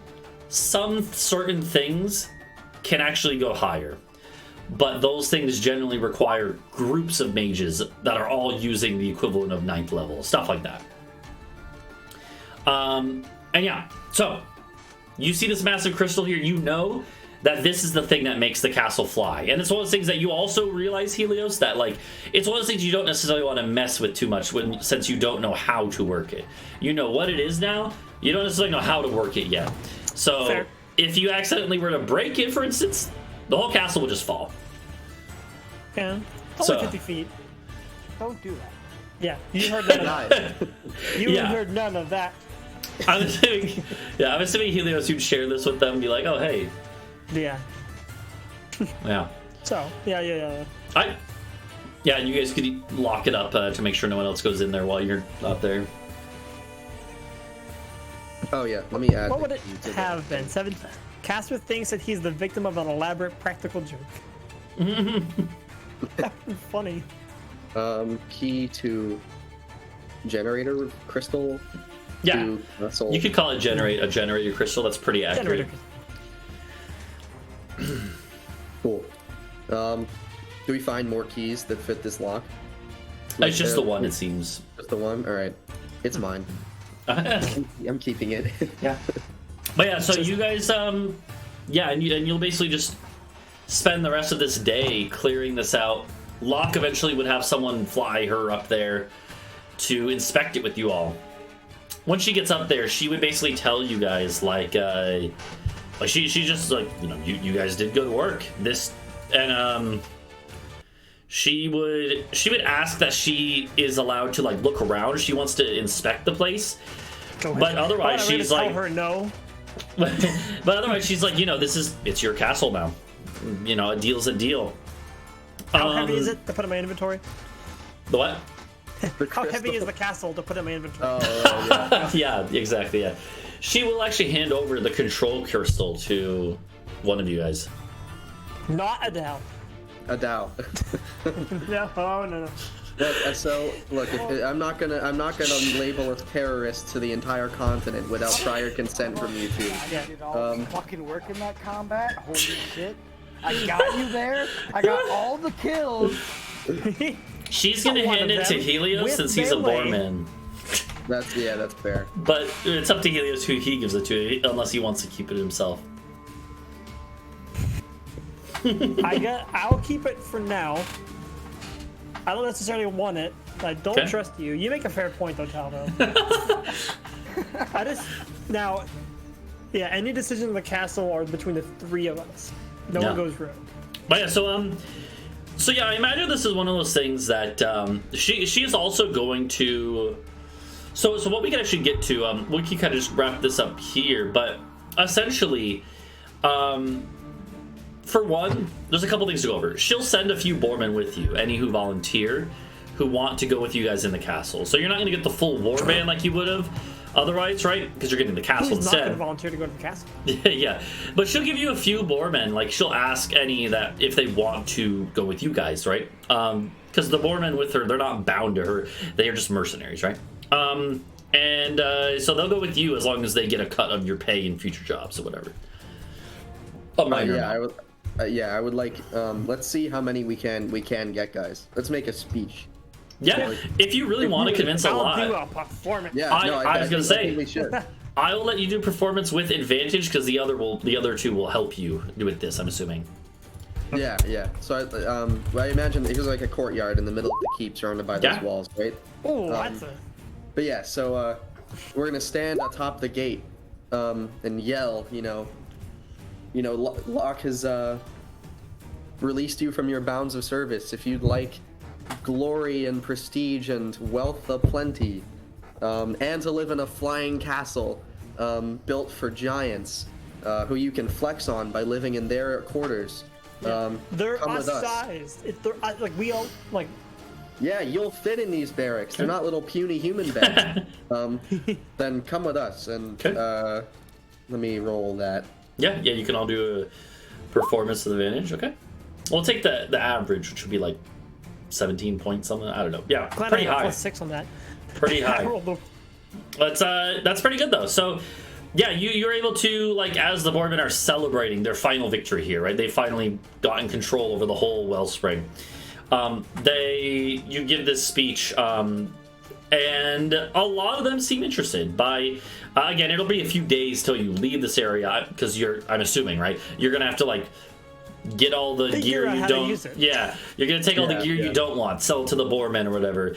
Get supplies in the castle, right? Like figure out how to use it. Build that ladder. Exactly. So it's gonna be a we can couple. lower it. We can just lower it to the ground. Yeah, well, yeah, you're gonna have to figure out how to work the castle, right? So you have all this stuff that you're gonna have to figure out. So it'll take a couple days, but by the end of this, we'll just say by the end of this couple days, you're gonna have. Well, actually, I'm gonna have you guys roll for it. Let's have you roll like. I'll have Helios roll. Arcana? Alright, what are we doing? Roll. It'll just be a separate roll. It'll be 3d10 plus 5. So if you do slash roll 3d10 plus 5. So could be a lot, could be few, depending on how you roll. 22. Not bad. Yeah, you guys rolled well enough that you're able to get 22 Boarmen to come with you here. Oh, that's what that was. Shit. Yeah, so you get 22 Boarmen to join you. You are also, here's the other thing. 23? Once the mind-controlled, like, cult members are awake again, a lot of them would be willing to join you guys too. A lot of them were mind-controlled, forced to fight against their will in this castle, but a lot of them were adventurers. And when you guys are, if you're willing to, and they do recognize you as having saved them, they are glad that you saved them. They would be willing to join you if you want. Yeah, come along. Fair game. Yeah, so that'd be like fair wages. Yeah, that'd be like another 10. That'd be like another 10 humans, elves, and dwarves. Maybe like a halfling or two, right? It'd just be a mix. Many armies. So yeah, so you're gonna be starting out with like 30 people in this castle, which is honestly though that's a bare minimum of amount of people to run a whole castle, right? So Yeah. Yeah. Surely the DM is throwing us a lot of people for no reason. Well, Okay. Well, this next week, we're gonna have to sort out the wine stores, the food situation. Yeah. How are we sustaining ourselves? You also We have to build the griffin pens. I also had all my like freed slaves following us. yeah, they're in the Boarman capital, but if you go pick them up, they will just hop on board. We're gonna roll for magic items here to see what you guys get. So I like to do that unless there's specific artifacts or anything. The one specific item that you guys had was Hilda's Vulge, which is with Rhuk. So How many magic weapons does Rhuk have? like 3, is All of it? them, I think, Yeah. just like took them. So Yeah, okay, he was like, this is mine. I'm I still have my. I haven't got any new weapons. I do have like an axe. Oh, I have Jed's Yeah. axe. I forgot. let's actually. Okay, so here's what we're gonna do. I want TSM. I want you to roll a D100, and this is gonna determine all the other rolls. So this is an important one. Okay, 74 is high. Higher the better. All right. Duncan, roll a D4. Okay. You know what? We'll make, instead of 2, we'll do 3 so that each of you get this next roll. So I want each of you to roll another D100. Everyone roll a D100. Okay. Oh, come on! 69! Let's go. Let's go. Okay, nice. So, here's what you guys are gonna get. As far as magic items, once again, there is enough +1 items at this point that if you don't have all +1s for all of your gear, you can get it at this point. But as far as weapons, let's see. What I will say, okay, here's one thing I'll say, even before I look at the magic items. Duncan, you're able to find... They do have a set of a breastplate that you can take, which is the same as what you have, except no disadvantage on stealth. So they have that. They also have various other kind of armor types if you guys want. They don't have anything crazy. They don't have plate. They don't have half plate. But they do have that one set of breastplate, and they have lots of chainmail and chain shirts if you guys wanted to change. But other than that, as far as magic items go, okay, there is a potion. The first one is a potion. We'll get to that in a second. Second one is a spell scroll. We'll get to that in a second. And the other one is a spell scroll. Okay. Apparently, these 3 items would have all been on the shaman, so this actually makes sense. The first one, and you would have time to identify this, so I'm not going to make you like roll or anything. The first one is a... Hold on. The first one is a potion of diminution, I guess? I think that just shrinks you. I think, yeah. Yes. Yeah, you get the reduce effect of the enlarge reduce spell for 1d4 hours. So if you ever want to shrink yourself. Huh? So that's interesting. The next one is... So then you have 2 scrolls. Hold on. God, is there another scroll of locate animal? No, these are more interesting and stuff. Okay. Let me see. The second is a scroll of protection. If you could look that up if you want, but a scroll of protection, what it does is that it would be it's a specific type of creature though. Hold on, I gotta think about what that would be. Once you use it, a creature of a specific type cannot enter an area that you make around you. Yeah. So, like, in other words, if you're getting attacked by, like, things, you can make a barrier where nothing can enter. Or, like, block a doorway or something. It would actually work against, Hold on.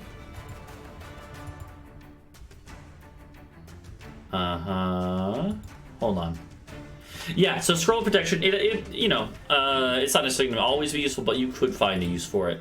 It would actually specifically target... What would it target? It'd probably target humanoids, actually. So you could use this against... Yeah, because it was made by giants. So it would be useful against other humanoids, other elves or boarmen or whatever. And the last spell scroll.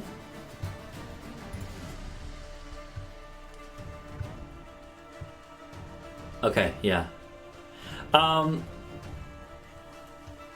Yeah. The last spell scroll is one that both Helios. So the way spell scrolls work in general, the one that I just read about, protection, is a special one.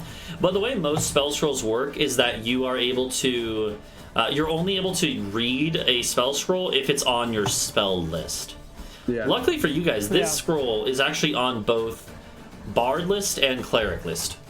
So you, the two of spellcasters of you, can both actually tell what this is and both use it if you need to.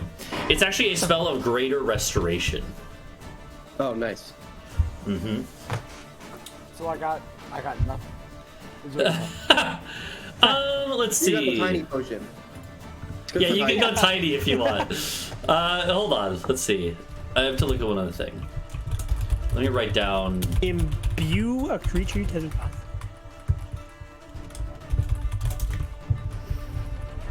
Hold on. Don't we, can't we not cast spells that are, like, from a scroll that are higher than we can cast on our own? No, you can. It just you have to do another check to be able to do it. Okay, yeah, okay. I believe. We could find like a 9th level scroll and just try. Okay, I'm just writing down this stuff so I forget it. There's not anything specifically for you, Talvo, unfortunately. But what I will say is that beyond all of this stuff, there's also just a shitload of money. And you can use the That's good money enough to for go him, shopping for magic items in cities. Majors, you know, in Yunudu, in the small town here, there's not really going to be anything. But in like major, welcome in Yunudu. that too. In major cities, though, you can go shopping and buy a bunch of stuff. In fact, however, let's say, there's actually tables for the money too, so I can tell you how much that would be. The money. Do we have enough? I mean, the Boarmen have equipped themselves. Here, I'll let you roll the money, TSM. You can roll like a higher amount of money. Roll. I want you to roll 6d600. Wow. All right. You better roll well. Okay. It's pretty good, actually. That's pretty good. It's above average. That's how much gold you guys get. Those last 4. So that's how much gold you get, and then you'd split that 3 ways, I suppose. So how much? What is that divided by 3? I think we should give him a little bit more. He didn't get any spells. Yeah. So that's like 745 gold. So let's see. So Each. yeah. So. There is also a bunch of silver we still have to roll we too. each take a quarter. He gets a half. True. There's a bunch of silver we still need to roll. So you could split the gold, then he takes all the silver or something. That could work. Well, I mean, we'll do that. how much silver? Because if it's like thousands and thousands of silver, then that's. So here I'll have here I'll have you. Let's see. I gotta think about this. Okay, yeah. Roll for me, Helios. You'll roll the silver. 4d4. Wait, no, sorry. 44. 4d4,000. 7 silver. So 4d4,000. Jesus. Yeah, so that would be okay. Huh. So that's the equivalent of 700 gold. Yeah. Did I just get all that? If you guys want to give Talvo a bonus. Yeah, we can. So what we can. Yeah, because he do didn't get anything. is we can both. If we both take. If we both take 800, he'll get 1,365. Does that sound good to you? Yeah, that's fine. For silver? Well, yeah. So he would get all of the silver in this case, and then some gold. Yeah. So how much gold each? Sorry, 800. So we're both going to. So yeah, we have. If we both take 800, then that's 636 gold for you, and then all of the silver. Okay, so I'm just writing this in the chat so we don't forget. So 800 gold for Adau and Helios, 636 for Talvo, and then all the silver. Yeah. Honestly, you know what we should do? We should melt the silver. What Talvo isn't immediately going to use, and then you can like trade it in much easier than carrying around 7,000 coins. You just bring a couple bars. They're sitting at the top like 1, 2. Well, Yeah, right. For now, this is sitting in like chests in the ship, so or the ship, the castle. We can just retire now. Yeah. I mean, honestly, you guys could, but we have a castle. We can just float all around. So this is a lot of money. Like, this is to put it into perspective. We're not going to worry about the Boarman mercenaries you have with them, because the way I have the other campaign I've been running for like a year and a half now with the other group I have is a nautical campaign where they're like pirates, and the way we run it with the crew, because they pay the crew, the way we do that is I just factor that into whatever loot you get in the future, so you don't actually have to calculate their wages or anything. It just makes it easier that we basically just say they get a cut of the loot and here's the rest that you guys get. So moving forward, that's what we'll do. But just as a point of reference, though, like 800 gold, like or whatever, that's a shit ton. Like, to pay a mercenary for 1 day in this part of the world is like 1 gold piece a day. So if you're buying like if you wanted to hire a whole band of mercenaries for like a couple weeks, it's still going to cost a lot of gold, more than you couldn't hire like a whole army here, but you could easily hire like a warband for 1 set engagement or something, right? So I have a bunch who want to be here anyway, so Okay, well, I have an innate urge to turn this into a micromanagement like colony sim now. Like, I'm playing RimWorld in my head right now. paradox. Yeah. But Yeah, okay. I guess that's what we can work that out. Yeah. Like I said, I party. generally don't really worry about upkeep costs. I don't really worry about those too much. No, I'm thinking it would be more like on troops. It would be more like if you wanted to, upgrade your retinue, or like if you wanted to hire a whole new mercenary band for a specific job, stuff like Christmas that. lights for the exterior. Yeah, but like to put it in perspective, Flying castle of indoor plumbing. Yeah, it does actually have plumbing. Yeah. The poop goes flying off the side of the. It's not. I'm not joking. What you're thinking of, That's how the Wellspring got polluted. All right, wait. So I have an idea. I have a good idea. I think it could be good. If it involves definitely a Nestle moment. But however, we have the Boarman. We pay them all some amount of gold to dig a reservoir in the center of the keep, and then I take with control water from the fountain, and put it in the castle. I mean, with the cistern or something. If there is already one there, then we don't have to dig anything. You would know that like there is like a water supply of the thing. It's not a ton. It's not huge. Yeah, but it's not Wellspring water. Yeah, I would like to top it up with magical water, please. I mean, you could do that if you really want. Yeah, but we'll worry about that next time. As far as this time, what we'll do next time we play, we'll go over the kind of logistics of getting set up, and then talk about where you're going. There's going to be a few. We just bought a castle. No. I will say, I'll give you a little foreshadowing. At some point in the next couple days, while you're getting ready to leave, there's going to be some other conversations that happen with Locke. More than that, there is a messenger is going to arrive from Talvo's band. So we'll get to that next time, I think. Okay. Yeah. But We can study. Yeah, so we'll see what happens next time. We gotta bury Josh, whatever his name is. Oh yeah, And Josh his parents. Before we leave. You can bury Josh's parents, yeah. Yes. And then you notice that like you go and like bury his parents under a tree. He's not around. He like left when the fighting happened. You've not seen him again. Generally, you don't see dryads because they're normally hiding in trees, literally, right? So, but you get a good feeling from it. You're pretty sure that he's out there watching somewhere. However, as soon as you like finish burying the corpses of that, then the Boarmen are like, "Oh, is this the new pooping spot?" And they go start taking shits on the graves. I'm just messing. I'm just messing. Anyway, there's a couple corpses. The big giant corpse down Yeah. by the cave. Yeah, That's the big dog and the Yeah. big lady. Yeah, that's where you Yeah. want to go.